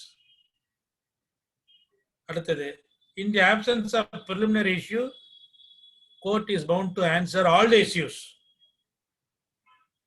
ஒரு ஜட்ஜ்மெண்ட் எப்படி இருக்கணும் அப்படின்னு சொன்னா specific, clear, vivid, pellucid and unambiguous and easily understandable even by a layman without giving room for any interpretation. வெட்டு ஒண்ணு துண்டு ஒண்ணு அப்படி இருக்கணும். ஜட்ஜ்மெண்ட் கிளீனா இருக்கணும், அன்ஆம்பிகுயஸா இருக்கணும். படிச்சு பார்த்தாலே இதான் ஜட்ஜ்மெண்ட்னு தெரியணும். அந்த ஜட்ஜ்மெண்ட்டை வச்சு அவங்க ஒருத்தர் இன்டர்பிரேஷன் இந்த மாதிரி கொடுக்கலாம், இன்னொருத்தர் இன்டர்பிரேஷன் அந்த மாதிரி இருக்கவே கூடாது. So judgment must be specific, clear, vivid, pellucid and unambiguous, provided it must be within the four corners of law. It must be easily understandable even by a layman. இது நான் சொல்லல, சுப்ரீம் கோர்ட் சொல்லியிருக்கு. AR 2001 supreme court page 256. AR 2001 supreme court page 256. சரி, judgement சொல்றதுக்கு முன்னாடி நீதிமன்றம் கவனத்தில் கொள்ள வேண்டிய விஷயங்கள் என்னென்ன? What are all the facts to be considered by the court before pronouncing judgment? First, என்ன பண்ணும் court? Whether the pleadings, whether it is plaint or statement, whether the pleadings are in consonance with the forms in Appendix A. Appendix A ல சொல்லியிருக்கிறபடி பிளைண்டோ return ஸ்டேட்மெண்ட்டோ இருக்கா? இப்போ நான் ஒரு உதாரணம் சொல்றேன். Specific performance suit நம்ம போட்டுட்டோம். இந்த ஸ்பெசிபிக் பெர்ஃபார்மன்ஸ் சூட்டில் இந்த அப்பெண்டிக்ஸ் ஏல ஃபார்ம் 47 எடுத்து பார்த்தீங்கன்னா அதில் என்ன சொல்லுவாங்க?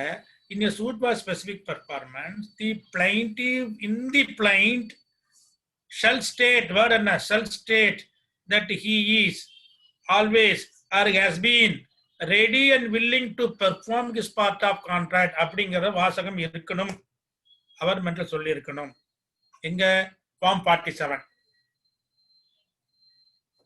ஃபார்ம் 47ல சூட் ஃபார் ஸ்பெசிபிக் பெர்ஃபார்மன்ஸ்ல ஒரு பிளைண்ட்ல பிளைண்டிஃப் சொல்ல வேண்டிய விஷயங்கள் சங்கதி என்ன அப்படின்னு சொல்லியாச்சு. அது இருக்குதான்னு பார்க்கணும். இப்ப அதுல ஒரு ஸ்பெசிபிக் ரிலீஃப் ஆக்ட் வந்து 2018ல அமெண்ட்மெண்ட் ஆயிடுச்சு. அதுல செக்ஷன் 16ல in suit for specific performance முன்னாடி வந்து அவர் அண்ட் ப்ரூவ்னு இருந்துச்சு. இப்ப இந்த அவர்ங்கிற வேர்டு எடுத்துட்டாங்க. நம்ம வந்து ரெடி அண்ட் வில்லிங் அப்படின்னு சொல்ல வேண்டிய இது இல்ல. But he has to prove his readiness and willingness. So before pronouncing judgment, court must ascertain whether the pleadings are in strict adherence to the Appendix A.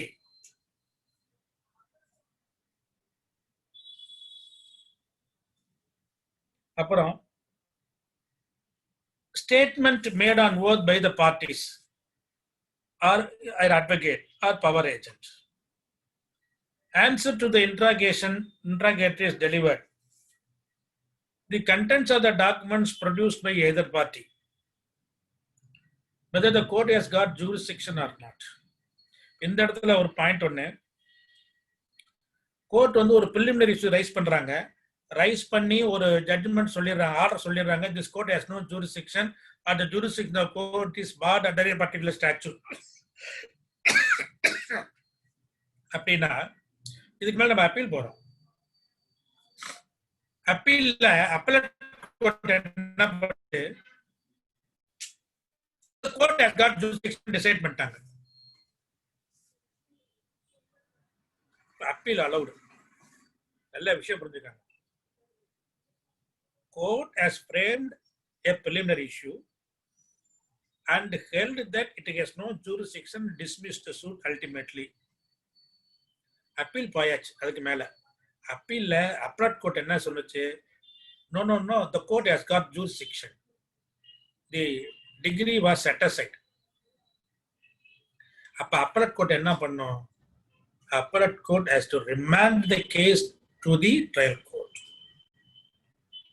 direct the trial court to frame other issues and answer all the issues and deliver judgment.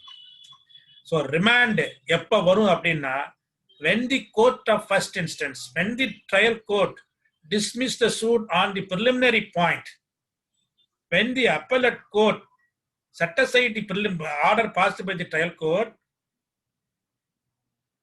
it is the duty of the appellate court to remand the case. ஏன்னா மற்ற இஷ்யூஸ்லாம் frame பண்ணல, ஒரே இஷ்யூஸ்ல தான் வந்திருக்கு appeal. அப்ப மற்ற issues frame பண்ணா it is the duty of the court of first instance. அப்ப என்ன பண்ண, ஆர்டர் 41 ரூல் 33ல the case will be remanded. All right. அதே மாதிரி கோர்ட்டுக்கு ஜூரிஸ்டிக்ஷன் இருக்கா என்னன்னு பார்க்கணும். இல்ல மற்ற ஏதேனும் ஒரு ஆக்ட் கோர்ட்டோட ஜூரிஸ்டிக்ஷனை பார் பண்ணுதா என்னன்னு பார்க்கணும். பிளைன்டிஃபோட கிளைம் வந்து பார்டு பை லிமிடேஷன் ஆர் நாட்டான்னு பார்க்கணும். அப்புறம் டிஃபெண்டன்ட் வந்து டிஃபென்ஸ் சரியா எடுத்திருக்கிறானா இல்லையான்னு பார்க்கணும். கிளைண்ட்டை ரிஜெக்ட் பண்ற அளவுக்கு ஏதேனும் விஷயங்கள் இருந்துச்சு அதை பார்க்கணும். Insufficient stamp duty, valuation, cause of action, இதெல்லாம் சரியா இருக்கா என்னன்னு பார்த்துக்கணும். இஷ்யூ ஆஃப் ஃபேக்ட் என்ன, இஷ்யூ ஆஃப் லா என்ன, mixed issues of fact and law என்னன்னு பார்க்கணும். Is whether the issues are framed, issues frame என்னன்னு பார்க்கணும். இல்ல இஷ்யூஸே ஃப்ரேம் பண்ணாம இருந்தாலும் parties knew their respective cases, went on trial, let in evidences, அது பார்க்கணும். அதே மாதிரி issues whether properly framed at the pre-trial stage and post-trial stage, then only the court will pronounce judgment. That judgment must be clear, vivid, unambiguous, easily understandable, and without giving room for interpretation. So these are all framing of issues and writing of judgment. இப்போ நான் ஏற்கனவே உங்களுக்கு வந்து ஒரு question கொடுத்துருக்கேன். First question circulate பண்ணியிருப்பாங்க உங்களுக்கு. நீங்க வந்து அதுக்கு இஷ்யூஸ் எழுதுறீங்களா என்னன்னு எனக்கு தெரியல. பட் அதுக்கு நான் ஆன்சர் இப்போ நான் உங்களுக்கு சொல்றேன். Question number 1. Question number 1. You please take question number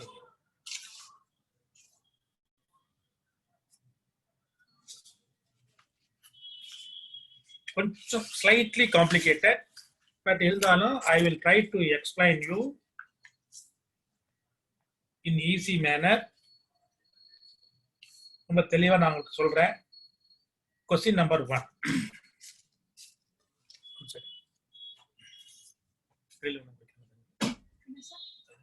yes, no problem.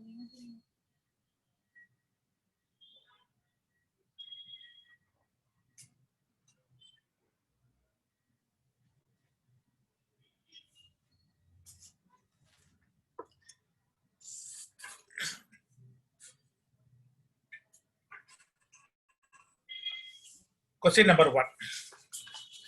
This is pertaining to Hindu Succession Act, especially section 15. அந்த ஃபர்ஸ்ட் கொஸ்டின் எடுத்துக்காங்க.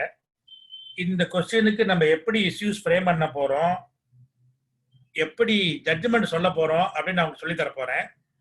நான் ஃப்ரேம் பண்ண இஷ்யூஸையும் ஜட்ஜ்மெண்ட் எழுதுனதையும் இந்த செஷன்ஸ் முடிஞ்சதுமே இட் வில் பி போஸ்டட். நீங்க அதை பார்த்துக்கலாம். But now we have to see the case. இதுல இந்த கேஸ்ல என்ன சொல்லியிருக்கிறேன் அப்படின்னு சொன்னா, கமலா 1987 கல்யாணம் நடக்குது. கமலத்தோப்பா வந்து சுந்தரம், அவரு கமலத்துக்கு கல்யாணத்தின் போது ஒரு 100 பவுன் நகை தராரு. கல்யாணம் முடிஞ்சதுக்கு அப்புறம் பாபநாசத்தில் இருக்கக்கூடிய ஒரு விவசாய நிலம் 10 ஏக்கரை ரெஜிஸ்டர்ட் செட்டில்மெண்ட் மூலமா எழுதி கொடுத்துறாரு.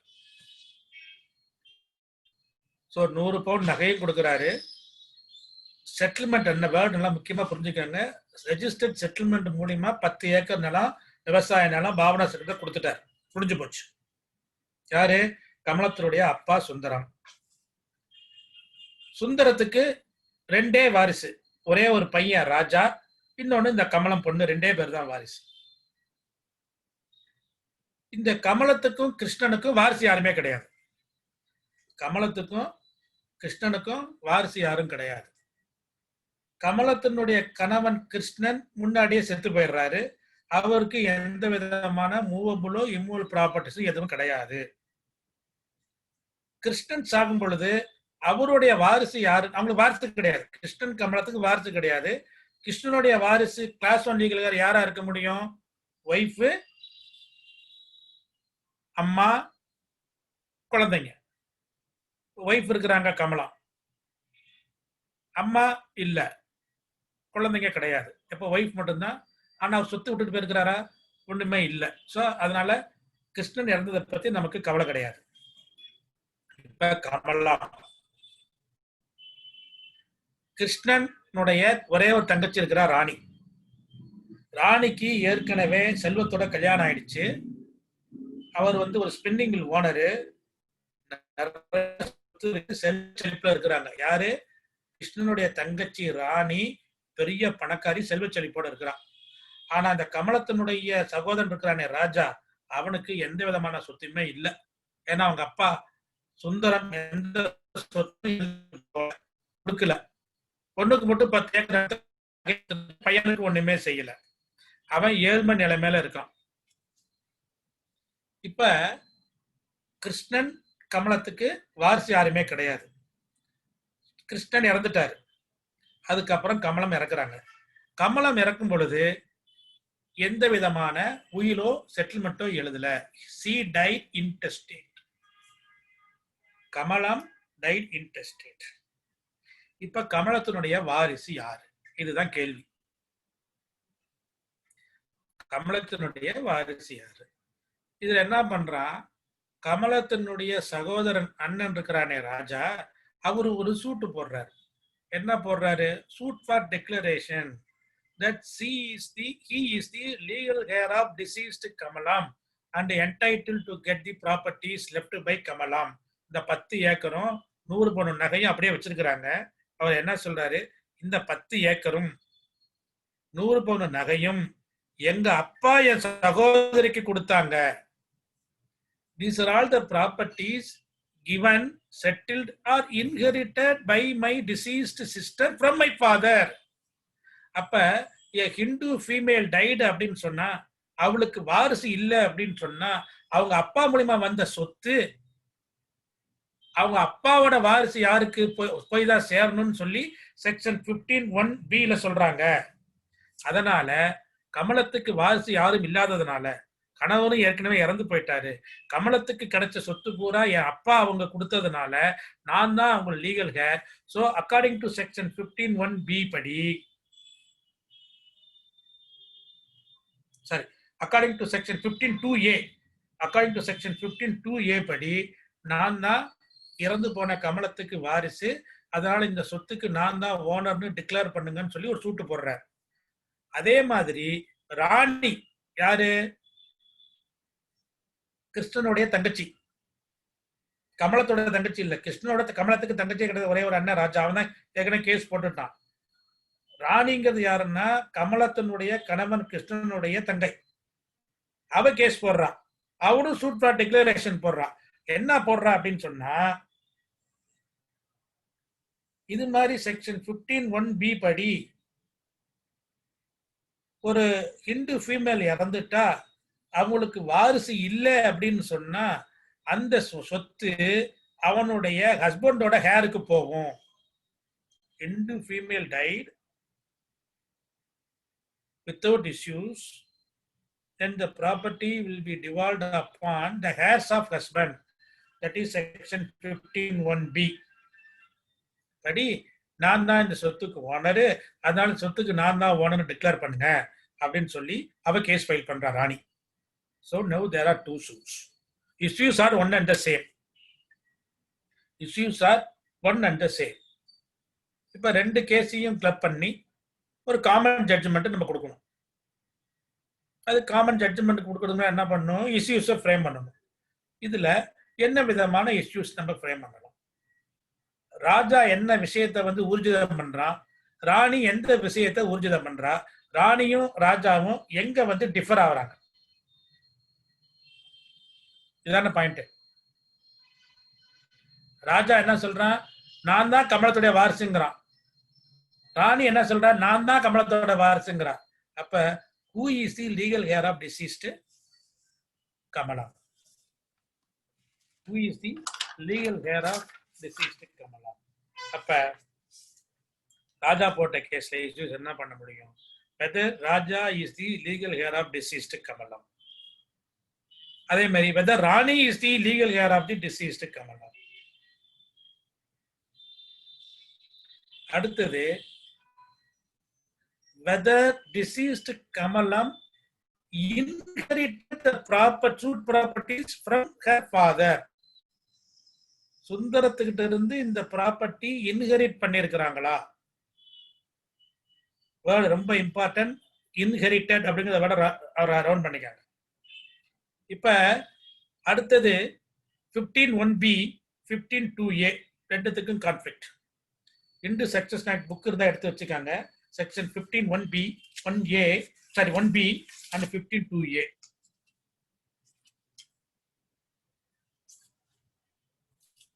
And 15(1)(a). The property of a female Hindu dying intestate shall devolve according to the rules set out in section 16. Firstly, upon the sons and daughters, including the children of any predeceased son or daughter and the husband. நம்ம இந்த கேஸ்ல கமலத்துக்கு பையன் இருக்கானா? இல்ல. பொண்ணு இருக்காளா? இல்ல. பையன் பொண்ணே இல்லாதனால பேரன் பேத்தி வர்றதுக்கு வாய்ப்புகள் இல்ல, விட்டுறலாம். ஹஸ்பண்ட் இறந்துட்டார், அவரும் இல்ல. அடுத்தது யாருக்கு போனோம்? Secondly upon the heirs of the husband. அப்ப ஹஸ்பண்டோட ஹேர் யாரு? ஹஸ்பண்ட் யாரு? கிருஷ்ணன். கிருஷ்ணனுக்கு யாரு legal heir? Class 1 legal heir யாரு? ஒய்ஃப் இறந்துட்டாங்க, பிள்ளைங்க கிடையாது. அப்ப கிளாஸ் 2 லீகல் ஹேர் யாரா இருக்க முடியும்? Father, brother or sister. அப்பா இல்ல, பிரதர் இல்ல, ஒரே ஒரு தங்க ராணி. அப்ப லீகல் ஹேர் ஆஃப் கிருஷ்ணன் யாரு? ராணி. அப்ப இந்த 15(1)(b) படி இறந்து போன கமலத்தினுடைய சொத்து ராணிக்கு போகணும் அப்படின்னு சொல்லி 15(1)(b)ல சொல்லியாச்சு. அப்படியே கொஞ்சம் கீழே இறங்கி வந்தோம்னா 15(1)க்கு வந்து ப்ராவிஷோ தான் 15(2). 15(2) என்ன சொல்லுது? Notwithstanding anything contained in subsection 1. So it is exception. 15(2) is exception to section 15(1). எது 15(1)ல சொல்லி இருந்தாலும் சரி, ஒரு ஹிந்து ஃபீமேல் இறந்திருந்தா இந்த 15(2) படிதான் அந்த சொத்து போகும். எப்படி போகும்? Any property inherited by a female Hindu. இங்கதான் வேர்டு முக்கியம். நம்ம அட்வொகேட் பாருங்க, நமக்கு எவ்வளவு நுணுக்கமான விஷயம் நமக்கு தெரியணும்னு. Inherited, any property inherited by a female Hindu from her father. அப்பா மூலியமா இறங்குரிமை மூலியமா சொத்து வந்திருந்ததுன்னா அந்த சொத்து புருஷனுடைய வாரிசுக்கு போக வேண்டாம். யாருக்கு போகணும்? heirs of her father. அப்பாவோட வாரிசு யாரு? இங்க அப்பா இறந்து போயிட்டார், சுந்தரம். சுந்தரத்துக்கு யாரு வாரிசு? ராஜா. சோ இந்த 15(2)(a) படி இந்த சொத்துக்கு, கமலத்தினுடைய சொத்துக்கு யாரு வாரிசு? ராஜா தான் வாரிசு. இந்த ரெண்டுக்குமே இப்ப டிஃபரன்ஸ், கான்ஃபிளிக்ட். 15(1)(b), 15(2)(a. இப்ப யாரு வாரிசுங்கிறது பார்க்கணும். இப்ப எப்படி கண்டுபிடிக்கிறது? இப்ப 15(1)(a) வந்து வெரி கிளியர். கமலத்துக்கு வாரிசு இல்ல, ஹஸ்பண்ட் இறந்துட்டாரு, அவருடைய சொத்து வந்து 15(1)B படி தன்னுடைய கணவனுடைய வாரிசுக்கு போகணும், ஆட்டோமேட்டிக்கா ராணிக்கு போகணும். ஆல்ரைட். இப்ப 15(2)A படிச்சு பார்த்தா இந்த சொத்து வந்து அப்பா மூலியமா வந்ததுனால அப்பாவோட வாரிசு யாரு, ராஜாக்கு தான் போகணும்னு 15(2)ல சொல்லிட்டாங்க ஏல. ஆனா இந்த வேர்டு என்ன யூஸ் பண்றான் காசியஸா, இன்ஹெரிட்டட். இன்ஹெரிட்டட்னா என்ன அர்த்தம் பார்க்கணுமா வேணாம்? இன்ஹெரிட்டட்னா என்ன அர்த்தம்? இப்ப இந்த இடத்துல நம்ம வந்து செக்ஷன் 14 கொண்டு வரோம். 14(1)ல any property possessed by a female Hindu whether settled or not it becomes her absolute property. ஒரு ப்ராப்பர்ட்டி ஒரு செட்டில்மெண்ட் மூலமா ஒரு ஹிந்து ஃபீமேலுக்கு வந்துடுச்சா அப்சல்யூட் ப்ராப்பர்ட்டின்னு சொல்லியாச்சு. அப்ப சுந்தரம் கமலத்தோட அப்பா என்ன பண்றாரு, he has executed a registered settlement deed in favor of Kamalam and he has offered 100 sovereign of gold as Sridhana properties. So Sridhana மூலமா வந்தாலும் சரி, செட்டில்மெண்ட் மூலமா வந்தாலும் சரி, ஒரு Hindu ஃபீமேலுக்கு then it becomes her absolute property. ரைட்டா? இது கமலத்தோட அப்சல்யூட் ப்ராப்பர்ட்டி ஆயிடுச்சு. இப்ப இந்த வேர்ட் இன்ஹெரிட்டட்னா என்ன அர்த்தம்? இன்ஹெரிட்டட்னா கமலத்துடைய அப்பா இருக்கிறாரே சுந்தரம், அவரு 10 ஏக்கர் நிலம் வச்சிருந்து 100 பவுன் நகை வச்சிருந்து கமலத்துக்கு கொடுக்காம அப்படியே வச்சிருந்து இறந்துட்டாருன்னு வச்சுக்காங்க, டைட் இன்டெஸ்டேட் வச்சுக்காங்க. அப்ப அந்த சொத்து யாருக்கு வரும்? கமலத்துக்கும் வரும், ராஜாக்கு வரும். ஏன்னா அவங்க கிளாஸ் 1 லீகல் கேர்ஸ். எப்ப Sundaram when he died intestate அப்படின்னு சொன்னா சுந்தரத்துக்கு பாத்தியப்பட்ட சொத்து யாருக்கு வரும்? by inheritance. யாருக்கு? it will devolve upon by operation of law. section 8 யாருக்கு வரும்? அவங்க லீகல் யாருக்கு வரும். அப்ப whether இங்க வந்து whether the property is inherited. inherit அப்படின்னு என்னன்னா succession by descent or to receive property as heir or received by right of birth from ancestor. இப்ப whether the suit properties are inherited by Kamalam from her father வந்துச்சா? சுந்தரம் உயில் எழுதாம இறந்து போய் அதன் மூலமா சொத்து வந்துச்சா? இல்ல.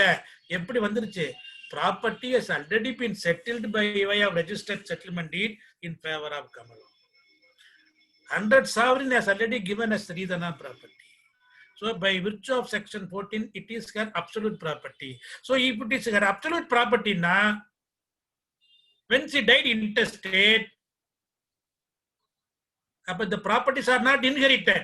Inherit ஆனாதான் அப்பாவோட வாரிசுக்கு போகும். இன்ஹெரிட் ஆவலைன்னா the property will go to the heirs of husband. அப்ப 15(1)B அப்ளை ஆகுமா? 15(2)A அப்ளை ஆகுமா? 15(1)A alone will apply. 15(1)A alone will apply. அப்ப நம்ம என்ன பண்ண முடியும்? இப்ப இஷ்யூஸ் நம்ம எழுதிட்டோம் நம்ம ஏற்கனவே. whether Raja is the legal heir of deceased Kamalam, Rani is the legal heir of deceased Kamalam, whether the properties are inherited by Kamalam from her father, whether section 15(1)B or 15(2)A will apply நம்ம சொல்லியாச்சு. இதுக்கு ஒவ்வொரு issues நீங்க answer எழுத வேண்டியதே இல்ல. இந்த கடைசி இஷ்யூஸ் இருக்கு பாருங்க, whether section 15(1)B or 15(2)A will apply, அதுக்கு நீங்க ஆன்சர் சொல்லிட்டாலே மத்த இஷ்யூஸ்க்குலாம் நம்ம ஆன்சர் சொன்னதா அர்த்தம், சொல்லிடுவோம் நம்ம. So first we have to take the last issue. Once the answer is given to the last issue, then it cover all the issues. அப்ப this property are not inherited from Sundaram to Kamalam. This property are settled by Sundaram in favor of Kamalam. So it is her absolute property. If it is her absolute property, by virtue of section 15(1)B, the Rani is the legal heir of deceased Kamalam. So Rani's suit for declaration has to be decreed and Raja's suit for declaration has to be dismissed. இப்ப இங்க அவன் சொல்றான், ராணி எப்படி இருக்கிறான்? அவன் சொல்றான், பணக்காரி, அவன் புருஷன் வந்து பெரிய ஸ்பின்னிங் மில் வச்சிருக்கிறான், பணத்துல புரல்றா, இந்த சொத்து அவளுக்கு சாதாரணம். ஆனா எங்க அப்பா எந்த சொத்துமே எனக்கு எழுதி வச்சுட்டு போகல. எங்க அப்பா கொடுத்த சொத்து தானே எங்க அக்காவுக்கு. எங்க அக்காவுக்கு வாரிசு இல்லை, எனக்கே திரும்ப கொடுங்க அப்படிங்கிறாங்க. Whether the court can consider the sentimental feelings of the parties, whether the court is the place for any sentiment or emotion, Supreme Court said no, because equity follows the law. Law the supreme. This is court of law. This is not court of equity.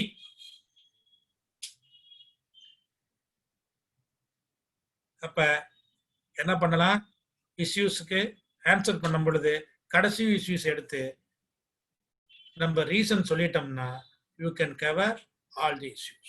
So finally, in the upshot, the suit filed by Rani is decreed without cost and the suit filed by Raja is dismissed.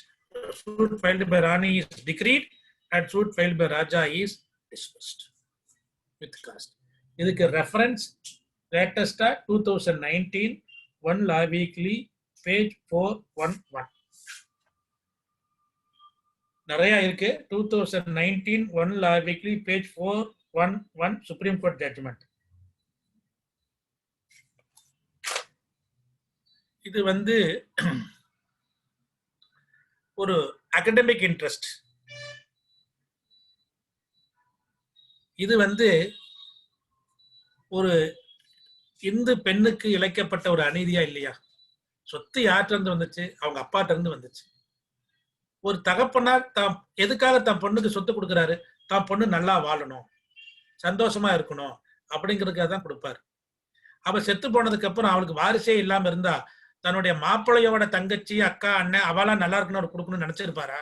நிச்சயமா நினைச்சிருக்க மாட்டாரு. தான் பொண்ணு வாரிசு இல்லை அப்படின்னு சொன்னா அவரே என்ன நினைச்சிருப்பாரு? அந்த சொத்து நம்ம பையன் வந்து அனுபவிக்கணும்னு நினைச்சிருப்பாரு, நினைச்சிருக்க மாட்டாரா? That should be the intention of the father. பொண்ணுக்கு கொடுத்துட்டோம், பொண்ணுக்கு வாரிசு இருந்தா அனுபவிக்கட்டும். வாரிசு இல்ல, புருஷனும் இல்ல, மாப்பிள்ளை இல்ல அப்படிங்கும் பொழுது மாப்பிள்ளையோட தங்கச்சி நல்லா இருக்குங்கிற எண்ணத்துல சொத்து யாரா எந்த ஒரு இந்து தகப்பனும் தன் பொண்ணுக்கு கொடுப்பான சொத்தை கொடுத்துருக்க மாட்டான். இது இந்த சட்டம் இந்த ஆஸ்பெக்டை பொறுத்த வரைக்கும் ஒரு இந்துக்கு பெண்ணுக்கு இழைக்கப்பட்ட மிகப்பெரிய அநீதியா தான் நான் கருதுறேன். ஸோ வாட் ஐ ஆம் suggesting, this is the right time for the legislature. என்ன பண்ணணும்? Any property inherited from the father அப்படிங்கிற வேர்ட் இருக்கு இல்லையா? இன்ஹெரிட்டட்னா என்ன? அவன் உயிர் எழுதாம செத்து போய் அதன் மூலயமா சொத்து வந்திருந்தா அவங்க அப்பாவோட வாரிசுக்கு போகும் இருக்கு. அந்த இன்ஹெரிட்டட்ங்கிற வேர்டை எடுத்துக்கிட்டு நான் என்ன சஜஸ்ட் பண்ணேன்னா, if any property is acquired by a female from her father or from her mother அப்படின்னு சொன்னா என்ன ஆகும்? the property will go to the heirs of father, heirs of husbandக்கு வராது. Please keep it in mind. This is my own view. You should not confuse it with the existing law. Law is very clear. When the Hindu female died intestate,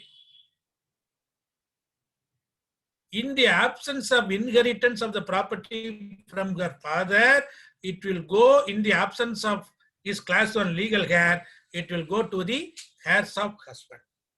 So, இது வந்து என்னுடைய personal view. என்ன இது மாதிரி ஆதிலட்சுமி மேடமோ இல்ல சாருமதியோ ஒரு bill போட்டா கூட நல்லா இருக்கும். ஏன்னா இது வந்து relating to female rights. So இப்ப இந்த இது வந்து இதுதான் நம்ம இஷ்யூஸ் வந்து ரொம்ப சிம்பிளிஃபை பண்ணிட்டோம்.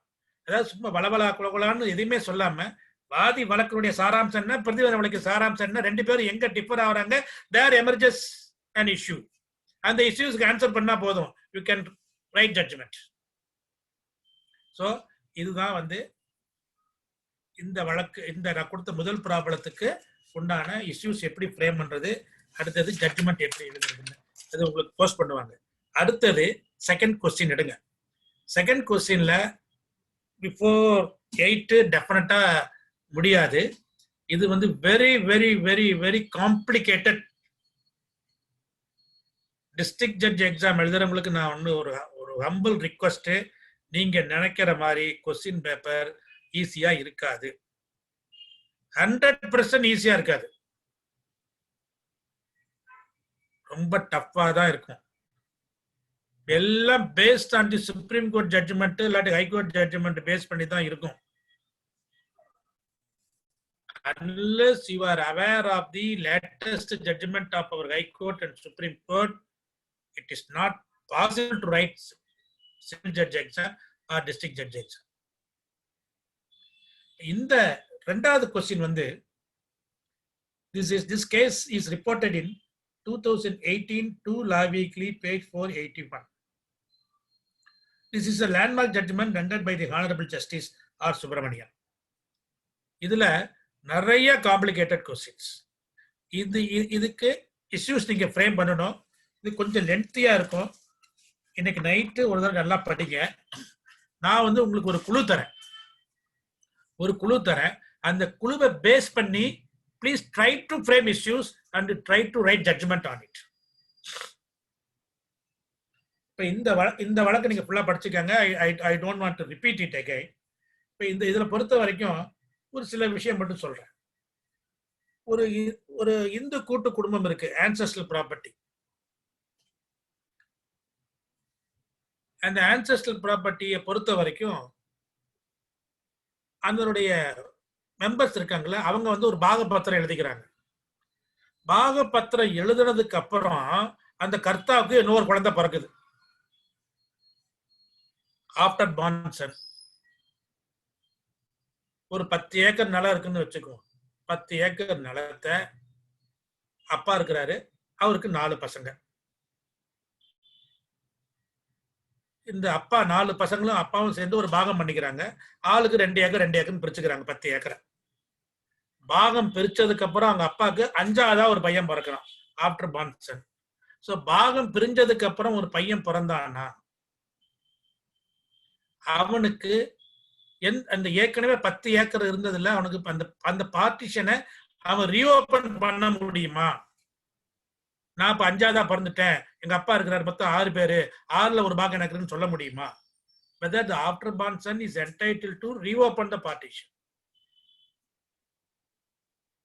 ஆனா ஹிந்து லா வந்து என்ன சொல்லுதுன்னா, ஆஃப்டர் பார்ன் சன் வந்து பார்ட்டிஷனை நார்மலா ரீஓபன் பண்ண முடியாது.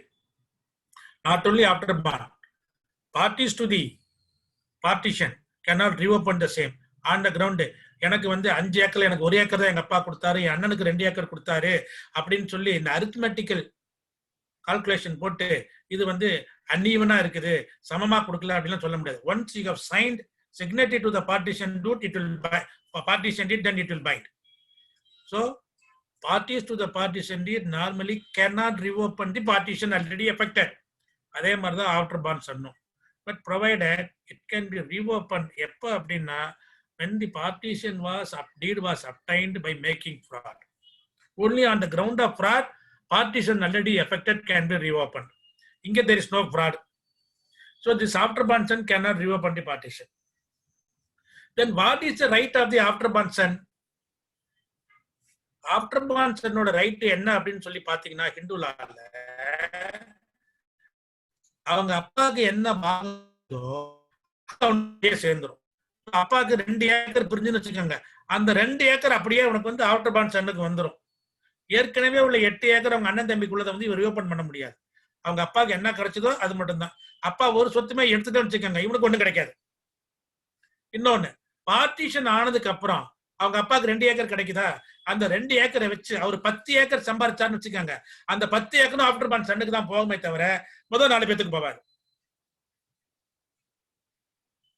Please keep it in mind. The right of after born son is to claim his share from and out of the property allotted in favor of his father.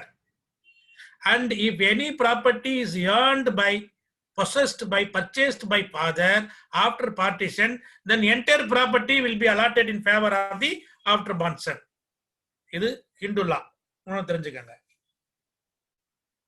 அடுத்தது, ஒரு கோபாஸ்டரி ப்ராப்பர்ட்டில, ஒரு joint family ப்ராப்பர்ட்டில ஒரு கர்த்தா வந்து தனக்கு பாத்தியப்பட்ட சொத்தை செட்டில்மெண்ட் எழுதி வைக்க முடியுமா? அது ஒரு point. So a karta of the Hindu joint family has no right to settle his share in favor of the existing sharers. மற்றவங்களுக்கு செட்டில்மெண்ட் எழுதி வைக்கவே முடியாது சட்டப்படி. ஆனா ஹிந்து சக்சஷன் ஆக்ட்ல செக்ஷன் 13ல அவருடைய ஷேரை பொறுத்த வரைக்கும் என்ன பண்ணலாம்? he can make a will எழுதி வைக்கலாம், செட்டில்மெண்ட் பண்ண முடியாது. So under the Hindu law, Karta has no right to execute settlement.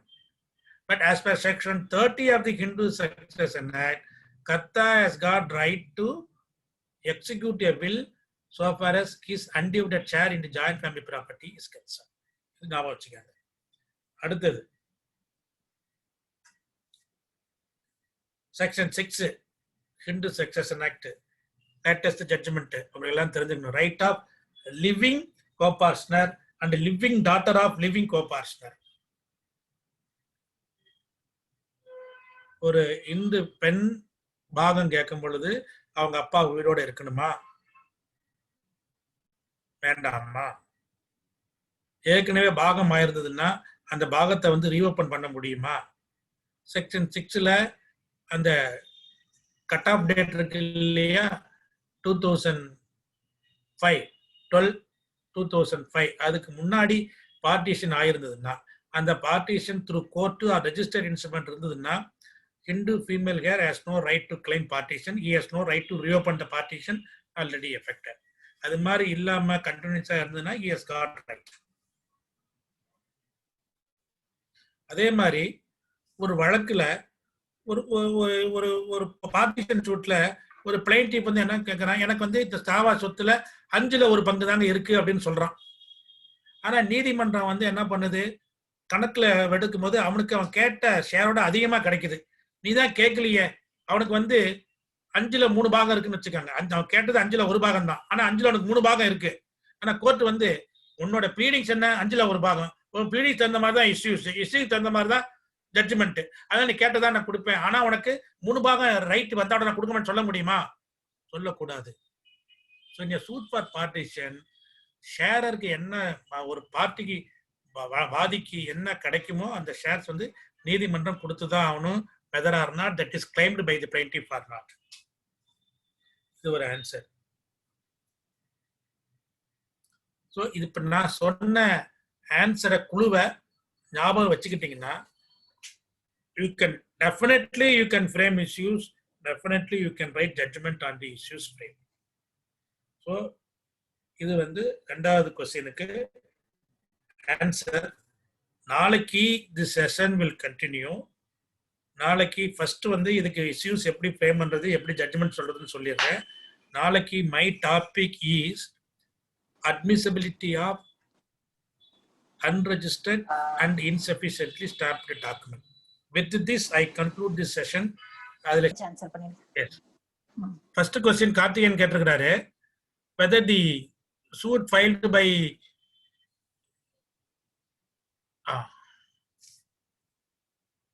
Rani subsequently has to be stayed as per section 10 of CPC.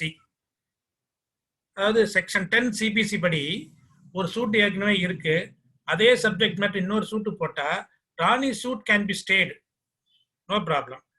But Rani suit stay பண்ணிட்டு இந்த first ஜட்ஜ்மெண்ட்லயே judgment கொடுத்துடலாம்.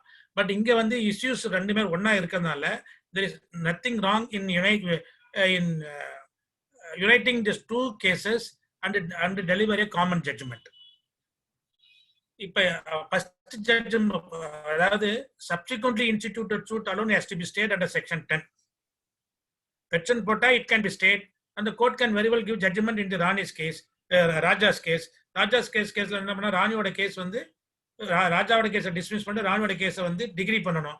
அப்ப court என்ன பண்ணாங்க, இந்த சப்சிக்வெண்ட் சூட்ல வந்து in view of the judgment in the Raja's case the Rani's case is டிகிரின்னு சொல்லணும்.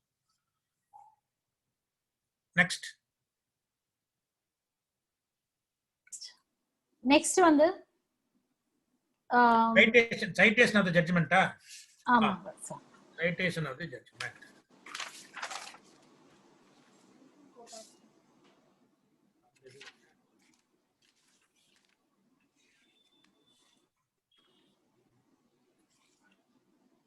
(2018) 2 Law Weekly, page 481. 2018 4 law weekly page 481. ஆனா நீங்க So 2 law. ஆமா 2 law 2018 2 law weekly page 481. அதை எடுத்து நீங்க பார்க்க கூடாது இஷ்யூஸ் ஃப்ரேம் பண்றதுக்கு முன்னாடி. இது சும்மா ஒரு ரெஃபரன்ஸ் ஒரு க்ளூ தான் கொடுத்திருக்கேன்.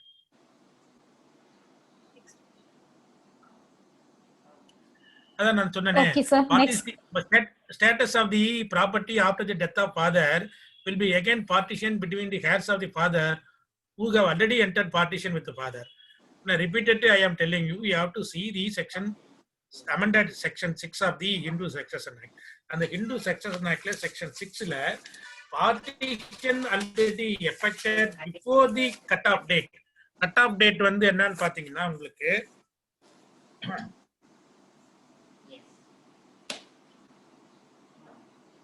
2012-2004 2012-2004க்கு முன்னாடி பார்ட்டிஷன் ஏற்கனவே நடந்திருந்ததுன்னா அப்பாவுக்கும் பிரதர்ஸ்க்கும் that partition cannot be reopened.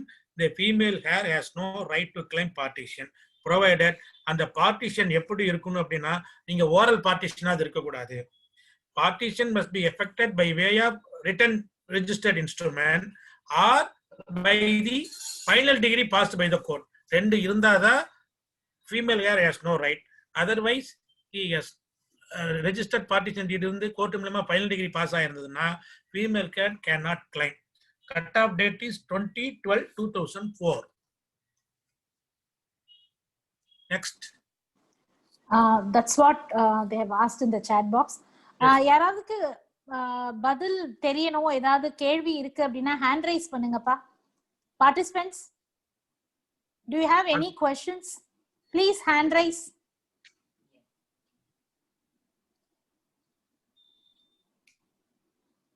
There is no one, sir. Maybe you're very clear, sir.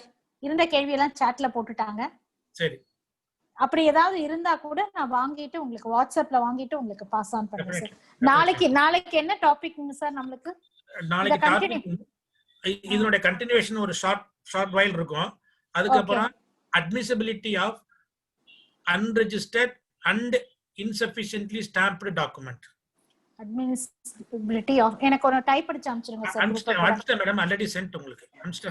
சரி நான் பண்ணிடுறேன் sir. Now one Reshma has raised her hand. Please let us see what is her query. Reshma, unmute yourself, ma. Good evening, sir. I just have a doubt. I mean, what is the actually structure to frame this judgment, sir? Any format? Madam? Sir, could you hear me? Yes, I'm hearing you. Sir, she's asking for the format of the judgment. Format of the judgment. There is no format. The judgment must be only based on the issues. Court has to frame issues, and the judgment. That is why I am telling how to write judgment. You have to see whether the pleadings are in consonance with the forms in Appendix A, and you have to frame the issues. Only on the issues the judgment has to be delivered. Okay. There is no format. I want to see, but each and every case, the judgment must contain the specific averment. That is the specific points as contemplated under Order 20. So say for example, in a suit for specific performance, the suit is decreed, and the court in the degree must state that the plaintiff is directed to deposit the balance sale price within a particular period, say for example 2 months. And on such a deposit, the defendant is directed to execute sale deed in favor of the plaintiff. On the failure of the defendant to execute sale deed, the sale deed will be executed by the court. So the degree must contain, you want to see Order 20, each and every degree must be in consonance with Order 20. But there is no format. Thank you, Reshma. I think you understood. She's a law student, sir. Very good. Sir, இன்னொரு chatல ஒரு question மாதிரி கேட்டிருக்காங்க. இந்த question number 2, maybe the problem number 2 mean பண்றாங்க. Yes. How can you understand that partition has been made in respect of 35 cents without referring partition deed? Yes. How can you understand that partition has been made in respect of 35 cents without referring the partition deed? 35 cents பொறுத்த வரைக்கும் என்ன சொல்லியிருக்கிறோம்? Karthikeyan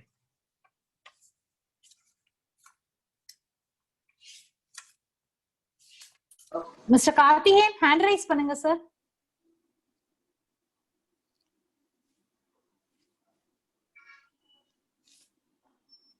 sir unmute பண்ணிட்டு பேசுங்க sir.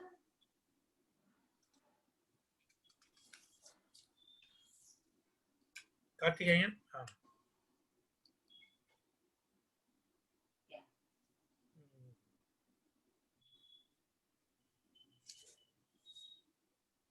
இல்ல sir அவர் hand rice பண்ணாரு அப்புறம் unmute பண்ணல. சரி. Is after born have to possess the property left out by பண்ணிட்டாரா? father. பண்ணிட்டாரு. After the பேச சார் பேசுங்க சார். கார்த்திகேயன் சார் பேசுங்க.